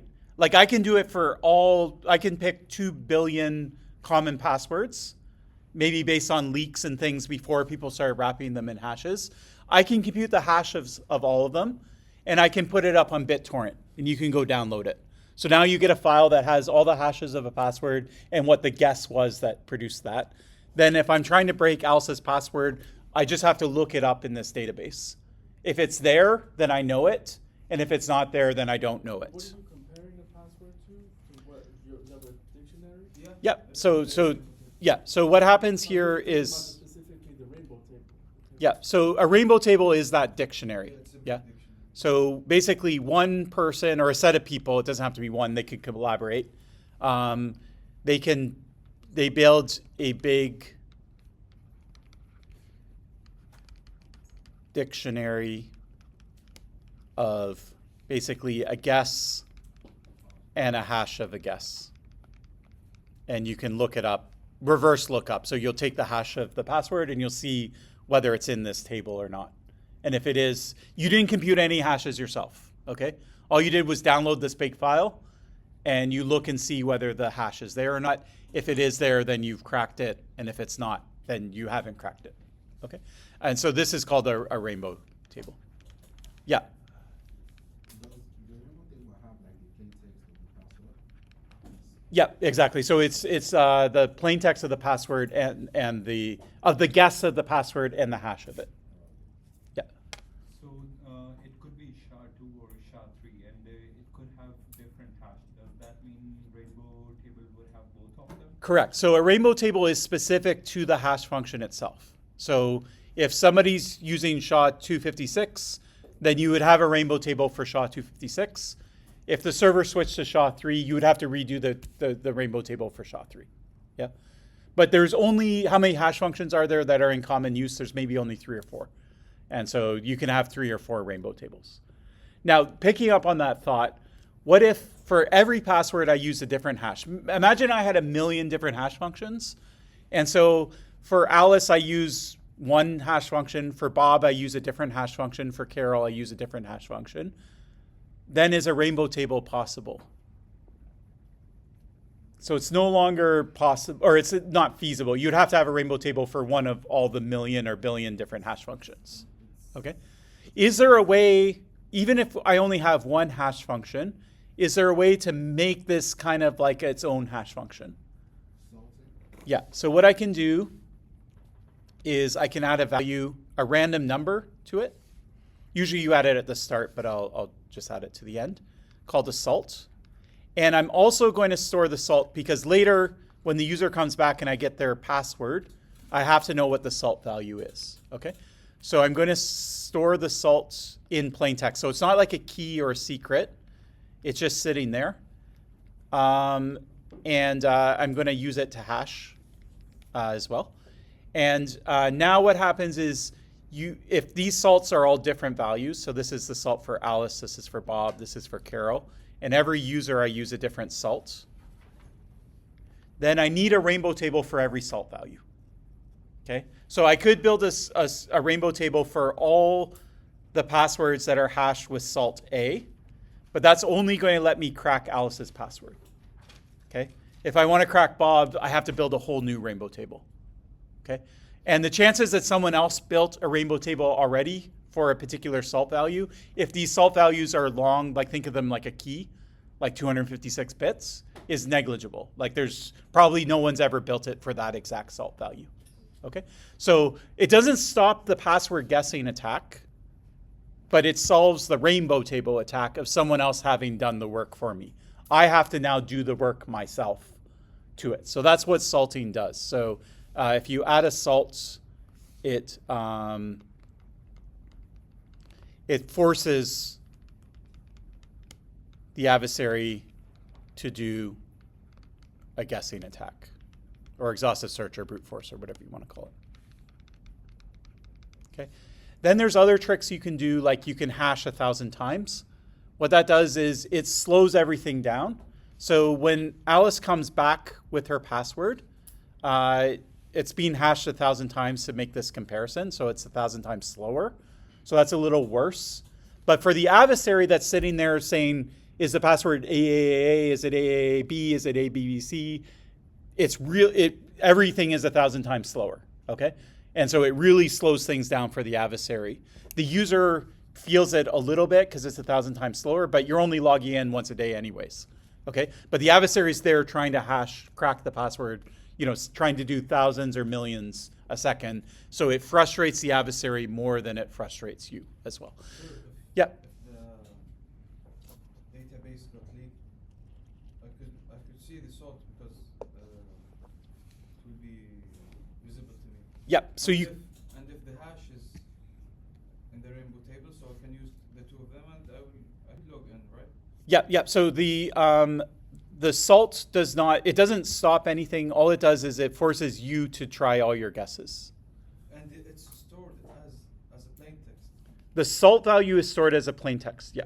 Yeah. So what you'll do in this case, I'll just write it out, is you'll take the hash of your guess. You'll add the salt to it because you know the salt value. Yeah. And then you're going to ask, is that the same as the hash of Alice's password and the salt? So if the database got leaked, this does not stop the attack, right? It does not stop a guessing attack. Yeah. So when you say the attack, the problem here is there's two attacks. So there's the guessing attack and there's the rainbow table attack, which is just an easier version of the guessing attack. Yeah. So adding the salt solves the rainbow table attack, but it does not solve the underlying guessing attack. But if I got the value of the salt, so yeah. So here the point is that you're going to have to guess 1 billion passwords before you find Alice's real password, right? That means you're computing 1 billion hash functions. Is it feasible computation? So it depends. So it's a great question. So is it infeasible? It depends on how random the password is. So if I have a file, And the long of the password rather than sort of, yeah. So if a password is chosen randomly, yeah, then the longer it is, the more random it is, the more combinations there are, and the more combinations there are, the longer you would have to try guessing. Yeah. But if you, let's say my password's AAAA, and you say, no, it has to be 12 characters, and I'm like, okay, it's AAAA 12 A's. That's not really a harder password. Yeah. So you have to be a little careful. We talk about entropy. So entropy is basically like the hardness of guessing it. And so human chosen passwords are low entropy because people don't choose things at random. But server chosen passwords or like Microsoft Authenticator codes, like two-factor authentication, those things, they're machine chosen. They're truly random. They're high entropy, subject to the length of them. So, yeah. Yes. Actually, it's like 1,000 times. Yeah. Is it like kind of more realistic compared to like having or generating different sorts? You should do both. So ideally, what you'll do is you'll use like, I think it's called scrypt, or it's called PBKDF2. But there's a protocol that does everything. So it hashes it a bunch of times. It adds the salt to it. And also when it hashes it, hashing you can do really fast with a circuit. Like say I have a custom circuit that hashes, I can hash really fast. So what it will also do is it will load stuff into memory, move it around, and then the output of the hash is based on like the stuff in memory. So you have to have a chip plus RAM, and that's also a lot more expensive for the adversary. So they call it like a memory hard function. So you don't have to know this for this class, but if you want to do a deep dive into like what's the best function to do here, it's something that's going to be hashing 1,000 times we call time hard because it extends the time of it, but memory hard on top of it. And then the salt stops the rainbow attack as well. So that's the sort of the best advice you can do for passwords. Yeah.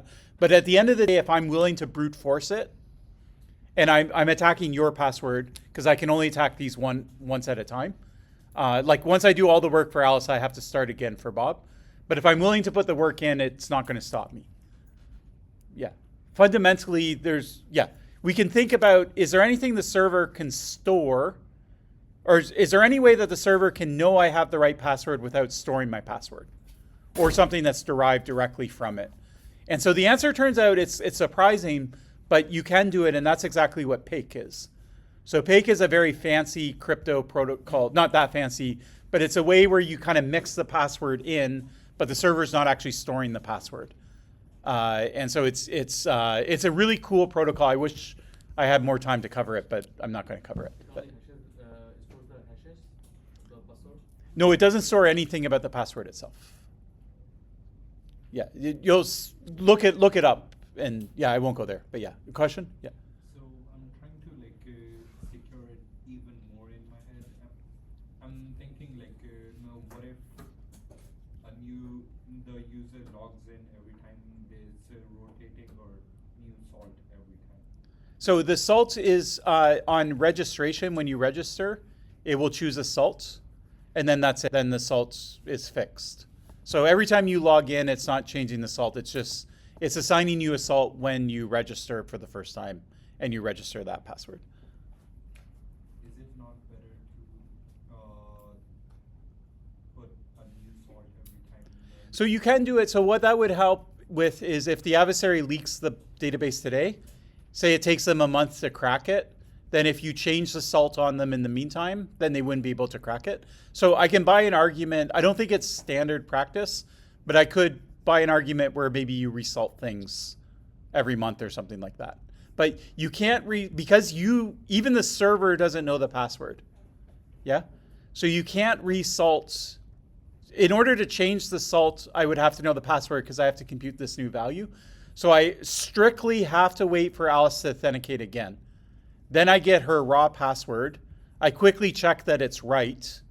And then once I see that it's the right password, then I have an opportunity to resalt. So you can't even like resalt on a schedule. It's dependent on the user to come back and do it. So that's why I think it's not used in practice. But you could technically do it if you wanted. Because I'm thinking, you said for a really high number of users, but I'm saying that for 50 users only. Sure. It doesn't really matter how many users there are, but the point is you're dependent on the user coming back so that you have their plain text password at least for a couple milliseconds in RAM so that you could do that resalting process. Yeah. Let's assume like you hash like, let's say 10,000 times. Yeah. And then you store just the 10,000th hash. That's what I was trying to say. That's exactly what you do. Okay. Yeah. So I didn't explain it well. I'll sort of leave that out of the notes because it's complicated enough. But you hash it 10,000 times. You only store the very last hash. And then when the user who gives you their password, you perform that same function and compare it like that. Exactly. Yeah. So you hash it, and you can think of it more in terms of time. So you hash it enough that it takes 100 milliseconds. So say that works out to 1,000. So then when I get the password off of you, I have to wait 100 milliseconds before I can know whether it's right or wrong. And when the adversary has a guess, they have to wait 100 milliseconds to know whether the guess was right or wrong. So it really slows the adversary down. Well, it slows them down a factor of 1,000. Yeah, so they can do 1/1000th of the guesses in the same amount of time. So if we store the hashes for 10,000 times, Yeah. the user login again for the second time, Yeah. the hash should be 9,999. So that's a different kind of approach. You can do like these hash chains. That gives you a slightly different property. But what I'm proposing is much simpler, which is just you define this hash to be the 1,000th hash of it. So when the user comes back, you take what they're telling you is their password. You hash their assertion 1,000 times, and you see whether it matches the thing that you've stored which is the hash of their password 1,000 times. So if their passwords are the same, then the 1,000th hash of their password will be the same as well. Yeah, so you're not shortening the number of hashes. But there are protocols that do that kind of thing as well, that are kind of related, but they're a little different. Yeah. Okay, let's move on. Well, anyways, is there questions about this? Okay, so, yeah. Sorry, does that stop offline dictionary? It slows down the offline dictionary account because the hacker needs to now do 1,000 hash for each of those passwords. Yeah, for each time it guesses, it has to do 1,000. Yeah, yeah. So it'll be they can guess, like, if I don't do it, in a certain window, I can guess 1,000 passwords because I can hash 1,000 times. In this one, I can only guess one in the same time because I have to hash it 1,000 times just to get one answer. Yeah. And so there's a sort of trade-off where you don't want to slow it down too much because then logins slow down. And the server also has to hash every password 1,000 times. So it's a burden on the server itself. So this is usually used in moderation, and 1,000's around the right number. So they usually use 1024 bits. Sorry, not bits. 1,024 times is generally like kind of a good trade-off. Yeah. Okay, once I'm logged in, then I come back.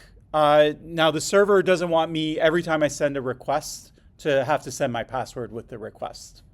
Okay, so how does it remember that I'm logged in?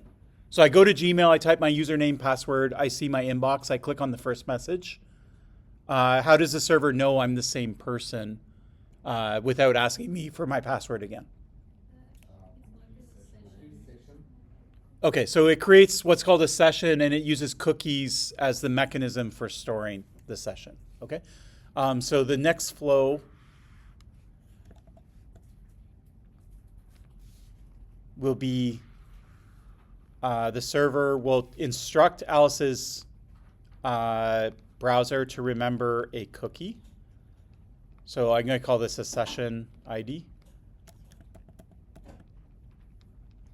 And Alice's browser has a table as well. And so it will remember, here's the server, and here's my session ID for that server. The server will add it to their table, so they'll add a session ID. And then every time Alice comes back, instead of sending the password, they'll just send the the session ID, and then they'll send the rest of whatever they're doing. I'll put request in for it.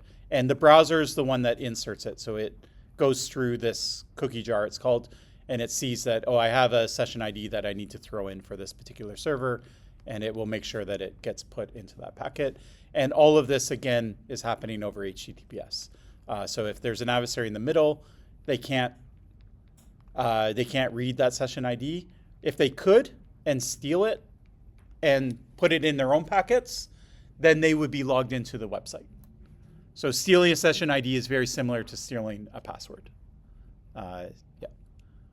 Questions? Yeah. I was going to ask, how do the server kind of now maintain control over the session ID?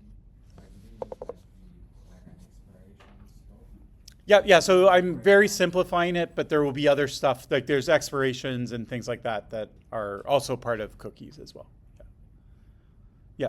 When the server uses this session ID, Yeah. does it also works on the hashes on the password? No, so once it looks at the session ID and it just stores it in plain text. And so if you're able to dump all the session IDs, then you could hijack people's connections. The difference though is that cookies usually are only going to last until the user explicitly logs out or until they may last a day or two or something. It's up to the server. The server can decide how long they want them to last. But the session ID has nothing to do with the password. It's not like after results of. Exactly, yeah. So there's no cryptographic relationship. So think of a session ID as a pure random number that I just choose. And the only thing that connects it to the password is it's stored, on Alice's row of the table. But yeah. There are fancy ways where you can put max and stuff so you don't have to remember them. But I don't want to talk about cookies. I want to move on to something else. But I'm just trying to complete the picture so we have something to compare it to. Yeah. So the thing I'll talk about also uses cookies. So what I want to talk about replaces the first two flows, and it replaces this. But everything that happens after you log in will stay the same. Okay, other questions about this? Okay, so what can we do that's better than send passwords? So the first thing the thing that I'd like to do is not store a password. I don't want the server to store anything that if it gets dumped, it's a vulnerability. Okay, so I need to store something so I know that it's Alice, right? But if it gets leaked, I don't want it to be vulnerable at all, okay? Is there something else I could store about Alice that you've seen already in terms of the crypto? Is there something about Alice that I could store that identifies who Alice is, but it's not secret information? It's information that anyone could know. Okay, so not an IP, a public key, okay? So if Alice has a public key, I can store that. And if it gets leaked, it's a public key. It doesn't matter. And I can do things like Diffie-Hellman or something like that to sort of, or a signature to show I control that public key. Okay, so I can tell the server that I control that key by using it, say, to sign something. But the server is not storing the secret key. It just has the public key. If the public key gets dumped, that's fine. No problem. Okay, so that's where we're going with secure keys. So the secure keys protocol has Alice have private keys, signing keys. The server is going to have just a list of public keys. And the way that you prove or you come back and log in is through signatures. So the server is going to send you sort of a challenge message. You'll sign it. And then if the server sees that you signed it correctly and it matches the public key it has stored for you, then it's like, great. I believe that you're Alice. I'm going to log you in. And then you can switch over to cookies or whatever you're going to do. Sort of like a deniability like kind of stuff where Alice's private key like kind of tracks back to her that like it's coming from Alice and not just from somebody else. Yeah, so there's so deniability is different, but what you're describing more is like authentication. So like I know who it is. Yeah. And one of the other properties this is going to give you is, let's say you go to a phishing website. So what's a phishing website? It's like you go to Google with 3 O's, right? It's not the real Google. It looks like Google. And you type your password in. Because your password's going in clear text, the phishing server now has your password. They can turn around and log you in, right? So what we want to do is by strongly authenticating the user and the server as well, what we want to do is we also want to get rid of phishing. So if I go to the wrong site, it will send me something to sign. I'll sign it, but I'm going to end up signing it with the wrong key because I'm on the wrong site. And so they're not going to be able to take that and go to the real site and use it to log in. Yeah. So those are my 2 security goals. So let me write it this way. So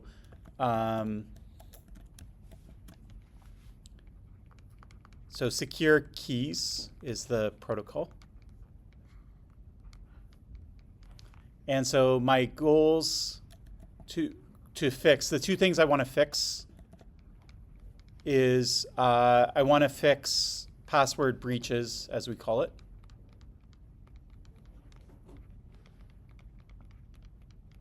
So I'm only going to store public keys, which are public information on the server. And the other thing I want to do is I want to fix phishing. And so what I'm going to do is I'm going to use the terminology, the jargon is called origin-bound keys. So it sounds kind of fancy, but basically what it means is I'm going to use a different key for every website. So if I register with 10 websites, I'm going to give a different key to each website. So the key will be unique for the website. So if I get tricked by a wrong website, I'll end up using a key that's different than the real website anyways.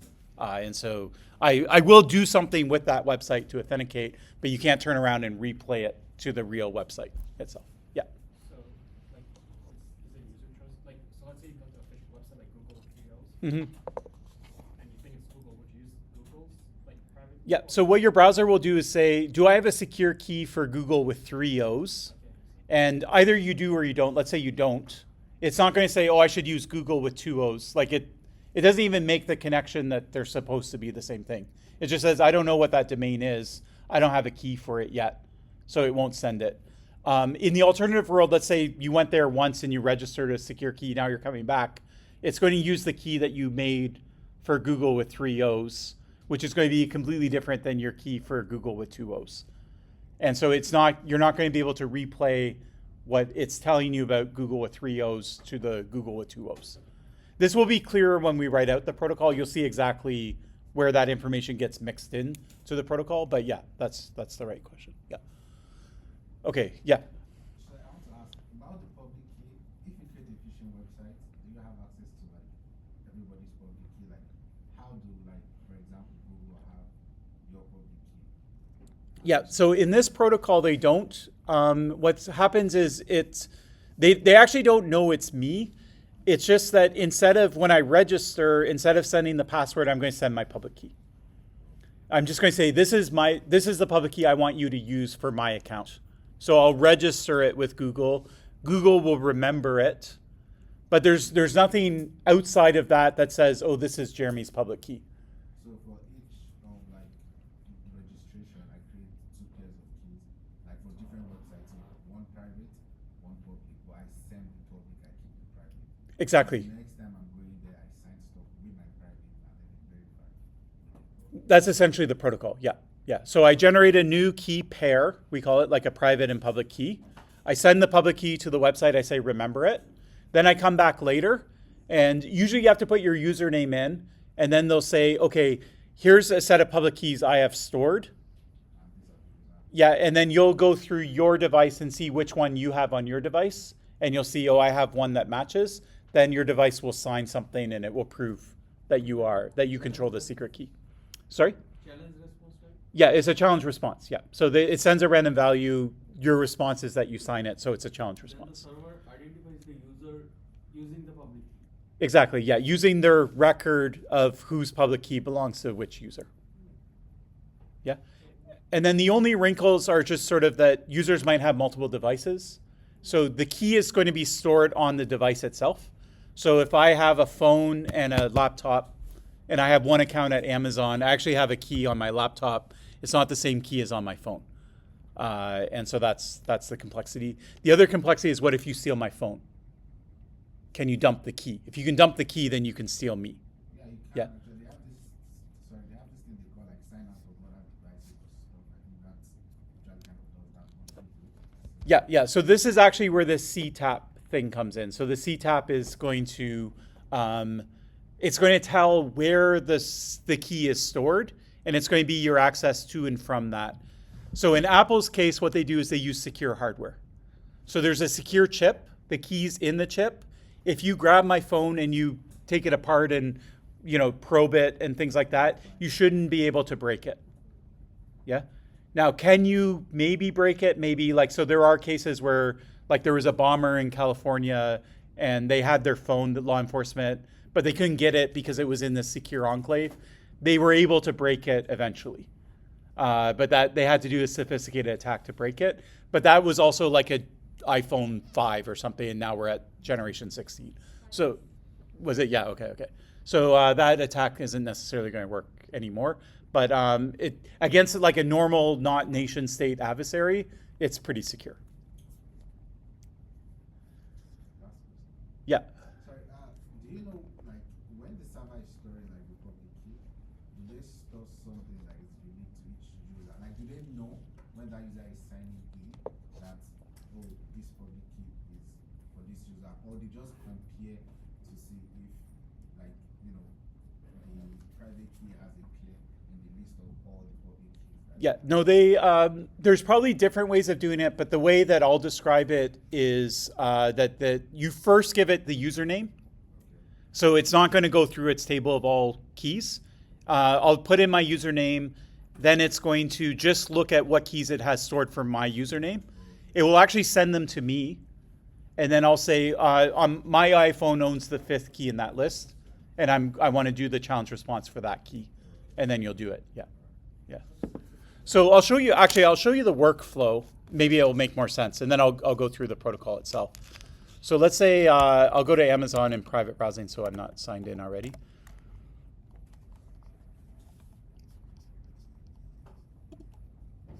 So I'll go to sign in, and I'll put in my username. Okay, so now it knows who I'm supposed to be, but it hasn't asked for my password yet. Then you can see Apple pops up with this secure, or sorry, they call it passkey. I should change it. But yeah, and so it says I have a passkey. It's stored in your passwords thing. This is like Apple's thing for where it used to be called keychain. Your passkey is for this account, pulpspy@gmail.com. Do you want to sign in or not? And because it's in secure hardware, it is configured to use my fingerprint. So my fingerprint will unlock the secure hardware, and then the secure hardware will do the signing of it. Multi-factor authentication. Sort of, yeah. So you can think of it kind of as, so from Amazon's perspective, it's not multi because they don't know that I'm using, they just know whether the key arrives, the signed messages. They don't know what Apple's, they don't know that they're talking to Apple as opposed to anything else, yeah? So there's this side of things could differ. So if I'm using a YubiKey, it's going to be different, but this is just how Apple does it, yeah? So I put my fingerprint on, then it's done, then I'm signed in. And I didn't type a password, okay? Yeah. That pop-up shows to verify the user for the Apple perspective, right? Not the Amazon website perspective. Okay, so good question. So let me go back. Let me just redo this process.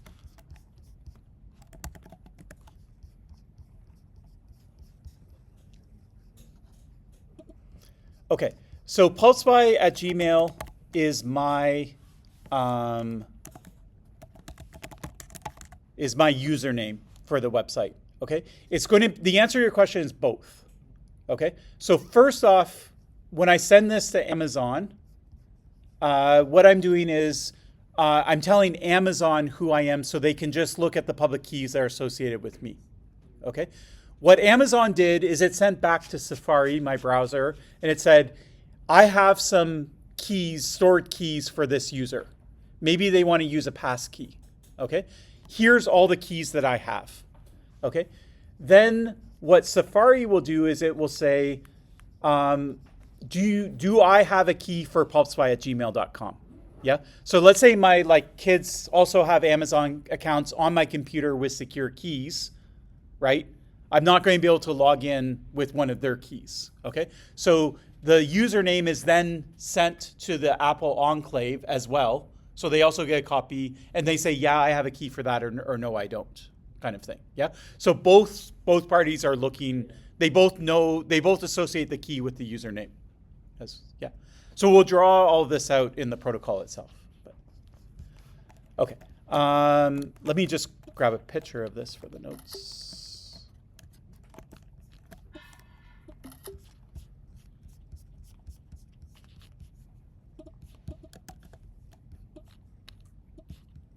And then I'll try and, I don't know if we'll get through the whole protocol, but it's not super compared to Signal. Signal's by far the most popular, most complicated protocol that we'll talk about. But that fingerprint that you showed,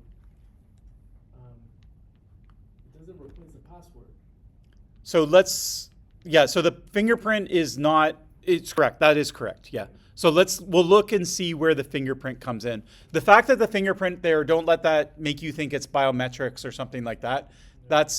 It's used just for Apple to release from its secure hardware, for it to be willing to talk to the user. It's just authentication between me and Apple's hardware kind of thing. Yeah.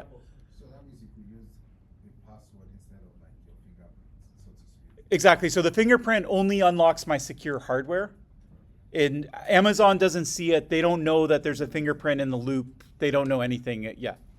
So when I draw this protocol, we have the human user. We're going to have the user's browser, so Safari.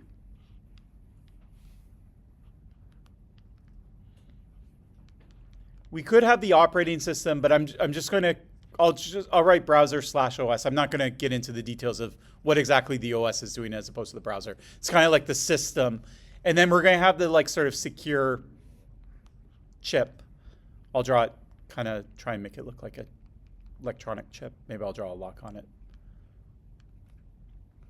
So this is like the secure, I'll call it an enclave. But it's like the secure chip that's in Alice's computer kind of thing. And then we have the server here. And then the internet is here.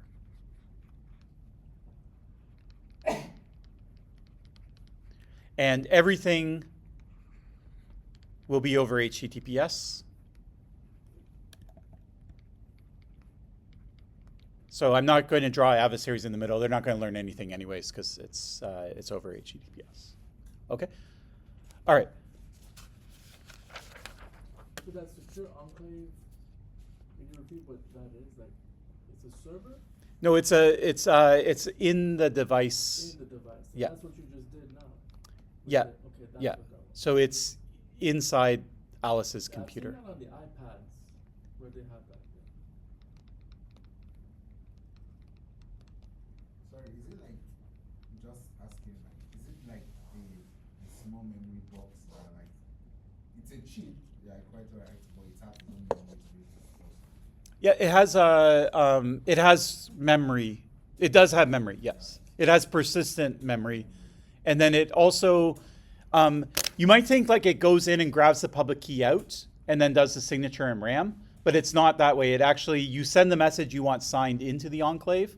The enclave will grab the public key, it will compute the signature in the enclave, and then it will release the signed message. So the key never leaves the enclave. Like a black box. Can we call it like a black box where it's like Yeah. everything out in the Yeah, so it's a black box and it's like a mini computer. So it can run code. It can store things persistently, so when you turn your device on and off, it remembers. And then it has RAM for like scratch memory, and all of that is inside the secure environment kind of thing. Now, sometimes it's not in the chip. Like what it will do is it will have a key, and it will just use normal RAM, but it will encrypt everything and then dump it into normal RAM. So it's like sealing, we call it. There's different ways of implementing it. But yeah. And I don't know all the specifics of Apple and how it does it. But yeah. Okay. Sometimes they're called TPMs as well, Trusted Platform Modules. You might have heard of SGX, that's also related, but not exactly what's here. That's like on the chip itself. But, okay. All right, so what Alice will do is she'll go to the server and she'll say, I want to create an account. So she'll say, I want to register, and here's my username. And I want to use a passkey. I'll write use. I don't want to give the impression that you're sending the passkey itself. So she'll say, I want to use passkey. All right, the server will say, okay, that's great. Here's a random challenge that I want you to sign. Okay, and technically this isn't going all the way to the user, it's going to the user's browser, so I'll draw it here. It will say, here's a challenge. She's creating an account, right? Yeah, so this is creation. So before, it's not logging in, we haven't created the account yet. Okay, it will choose a random challenge. And it should be unpredictable. Okay, so I shouldn't know what the challenge is. It's not like a counter where I use 1 and then next time I use 2, next time I use 3. We can think about why that breaks later. But for now, just think of it as a random, unpredictable challenge. Is that like one of those, not the, Yeah, not a CAPTCHA, yeah. So you don't see this, the user doesn't see, it's just some message that's going back and forth. Yeah. Okay. Then what the browser will do is it will, basically it's going to create a public key.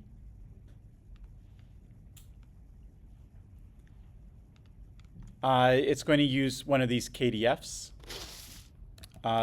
Usually what it does is it creates the secret key first. So it creates a secret key with a KDF. And what it's going to do is it's going to record the server's address in it itself, okay? So we call this the relaying party.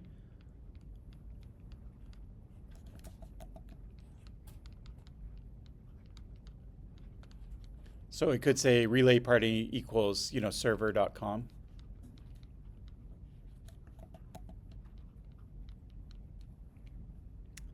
And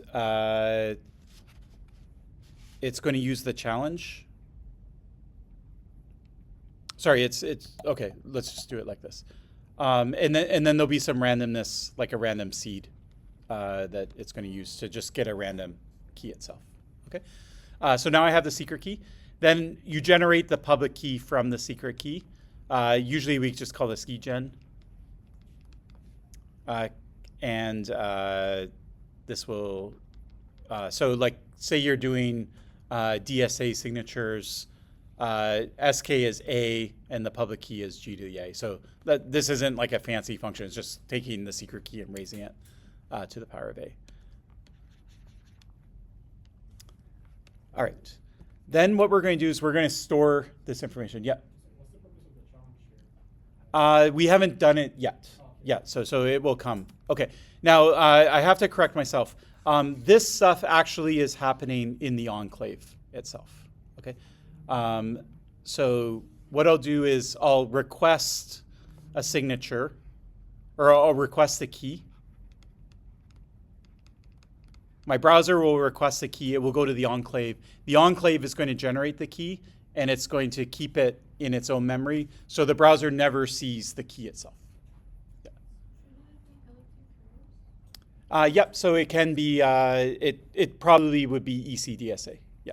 So it's still, when we talk about elliptic curves, we often use the notation G to the A, even though technically it is. Sometimes we use the notation like AG, but anyways, it's this same thing. Yeah. You don't have to worry about that detail for this course. This got dragged over. Okay. So now I have a key, and it's stored in my enclave. Okay. Then what I'm going to do is I'm going to send the challenge. I'm going to send the RP value and the challenge to the enclave, and I'm going to ask for it to sign it. So I'm going to say, I want you to sign this message. And what the enclave will do is it will, okay, so what the enclave will do is it will actually say, before I sign it, I want to make sure that it's actually Alice that's signing this, that's asking for use to use this key, okay? So this is where the fingerprint comes in. So what it will do is it will go all the way back to Alice. It will say, I need you to authenticate to me, so I know that it's you that's asking for it. And then Alice will put her fingerprint in.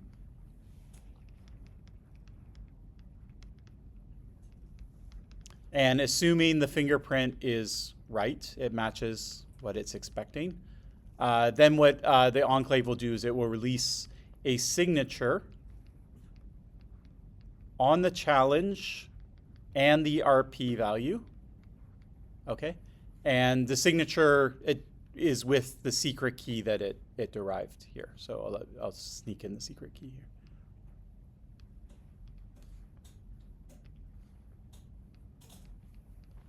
Okay, and let's call this whole value, I'll call it sigma. That's often the acronym that we use for signatures. Okay, then what the browser will do is it will send it to the server. It will say, okay, here's my public key, and here's the signature on the challenge that you sent me. I want you to store that.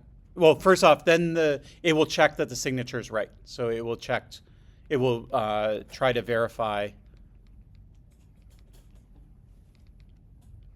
the signature under that public key of the challenge value.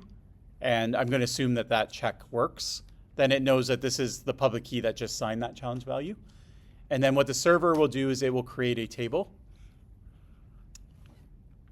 And it will say, okay, here's Alice, and here's the public key for Alice. Okay, and that's what it's going to remember in the future when Alice comes back to authenticate. It just has the public key.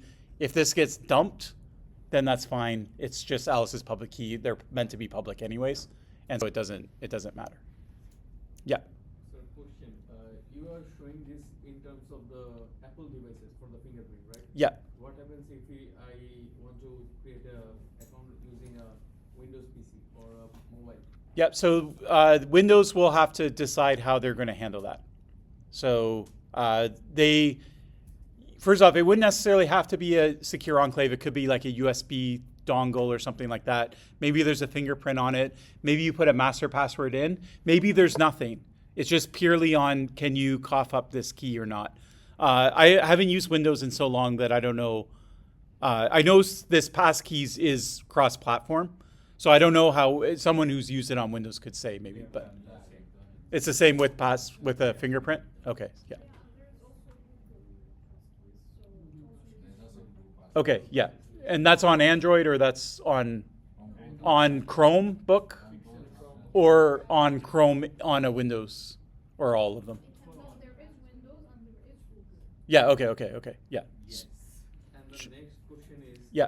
If the server sends the key to the browser, let's say you're using Safari, what Yeah. happens when you are using a different browser?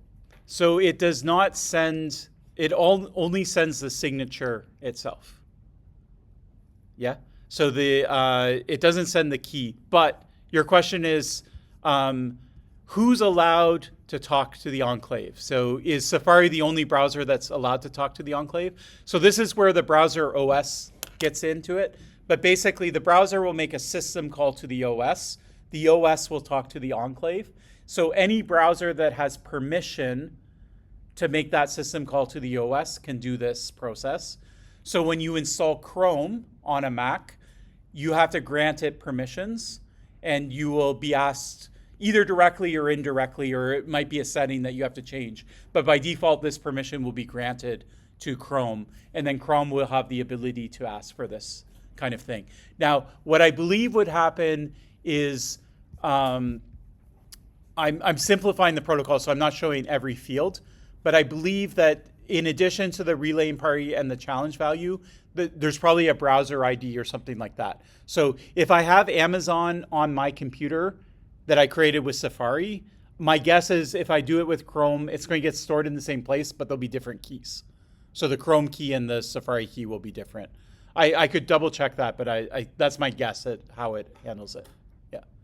But in any ways, the OS is the one that talks to the enclave.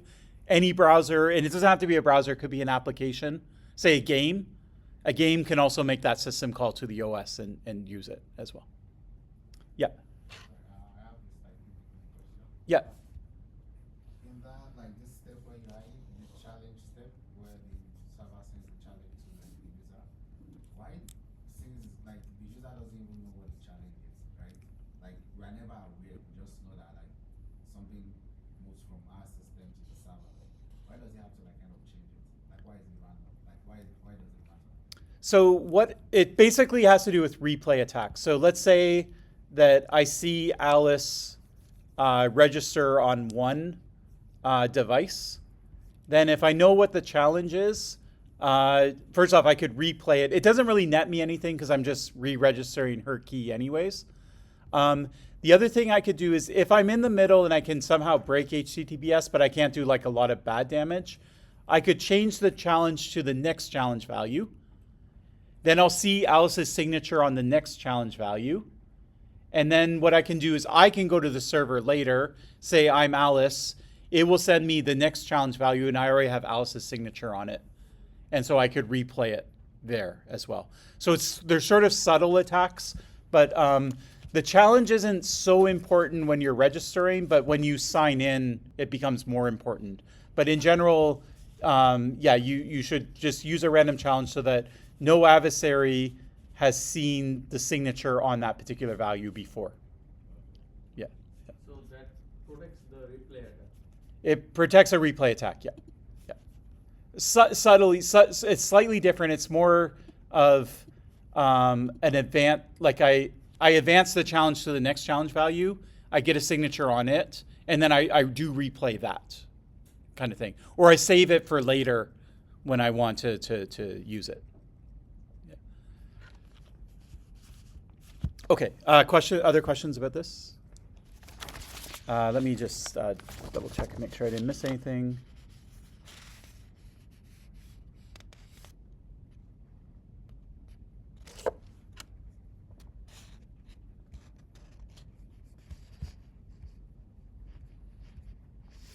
Okay, so there is one other field.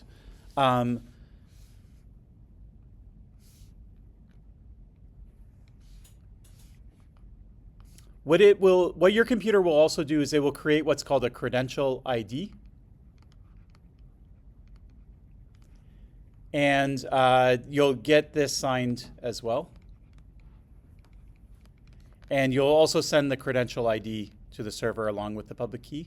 The reason you do this is because you have different devices, you'll have different public keys. So what Amazon wants to do is they don't want to just store Alice in the public key. This works if you only have one public key, and it works if you only have one device, and all the devices use the same public key. But what will end up happening is Alice will have an account with her MacBook. She'll have a different one for her iPhone. And so to tell them apart, we'll have this credential ID as well. And it's meant to be a public value as well. And so what Alice might do is she might have a couple different accounts.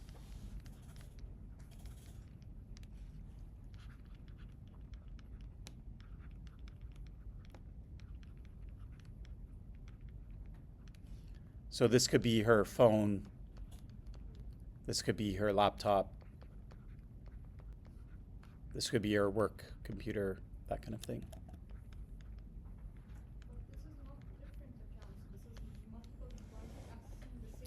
Yeah. So it's the same account, and it's almost like you have multiple passwords for the same account, but in here it's multiple credential IDs itself. Yeah. And the reason we need this is because these are stored physically in the enclave, and the enclave is physically in Alice's Apple iPhone. You can't move that to another iPhone. Yeah. And so it has to. So every secure key, every public key is specific to a specific device. Yeah. So it's one account. All of them are Alice. It's just you have multiple public keys that you could give. Yeah. And so the credential ID, it doesn't add any security or anything. It just helps both parties keep track of which thing you're logging in with. Okay. So which platforms use this? You mentioned Amazon, right? And Google and all that. They all use it. Yeah. So it's now an option on most major platforms. So I know Google uses it, GitHub, Amazon. I can actually just. Actually, I have a question. Yeah. How would Google save passkeys? Because they generate the passkeys. It's not that they use the passkeys as their passwords. It's that they generate it. So the same as like when you try to access using Google account in some applications similar to Amazon, and they would request your fingerprint to access. So I don't think that they would be creating for each device a passkey. Okay. I get your question. I'll walk through it. Just to answer the first question, these are some websites that I have a passkey for. So you can see, like, it's not like millions of websites, but a lot of major websites have them. So like Google, GitHub, Amazon, that type of stuff, some crypto stuff. Okay, so keep in mind this RP value. So this RP value says server.com. So let's say I go to Google and I do a passkey with Google, and then I go to Amazon and I do a passkey with Amazon. I will end up with different keys because I'll have a different RP value. So on the server, this is what I was getting to drawing. So in the enclave also has, it has its own like kind of database of all the keys. And so it would say, here's Alice, the username. Here's the RP, which would be Amazon, Google, whatever. Here's the secret key, and here's the public key that I used, and here's the credential ID that I use as well. So it would have its own database, and it would have one of these for all the sites. So like for me, I closed it, but like that, all the 10 sites that I have secure keys, I would have an entry for all of them here. Yeah. Okay. Now your question was the fingerprint itself is only to get access to this file. So Safari needs to grab the secret key in order to produce the signature. And so my fingerprint, all it does is it unlocks this file for my computer. Amazon, it doesn't know anything. All it knows is it sent a challenge value and it got back a signature on the challenge. It's agnostic about who signed it, how was it signed, where was the key stored that signed it. Amazon doesn't care about that stuff. All they care about is I sent the challenge and I got the signature back. Apple's the one that's going to care about this kind of thing. Yeah. And so the protocol actually gets split. So at the top, I said this 502 thing, there's the WebAuthn. So that's the protocol of sending challenges and getting signatures. And then the CTAP2 is the whole like, where's the key stored and who signs it? And how does the browser ask the person who signs it to get the signature? How does it authenticate the user and that type of thing? So this is an open standard that things like YubiKey use. So that's like a USB drive that you stick in. Apple doesn't necessarily follow it. They just sort of implement their own thing. And they chose to use fingerprints. But there's nothing that says you have to use a fingerprint here. That's just how Apple chose to use it. All their devices have fingerprints on them. And so it's the way, and they all have these secure chips. And so for them, it was the simplest way to sort of fix this, or yeah, solve this part of it. Does that answer your question, or was it different? Yeah, okay. Other questions about this? Okay, so we're out of time. So next class, I'll show you the login now that we've registered the passkey.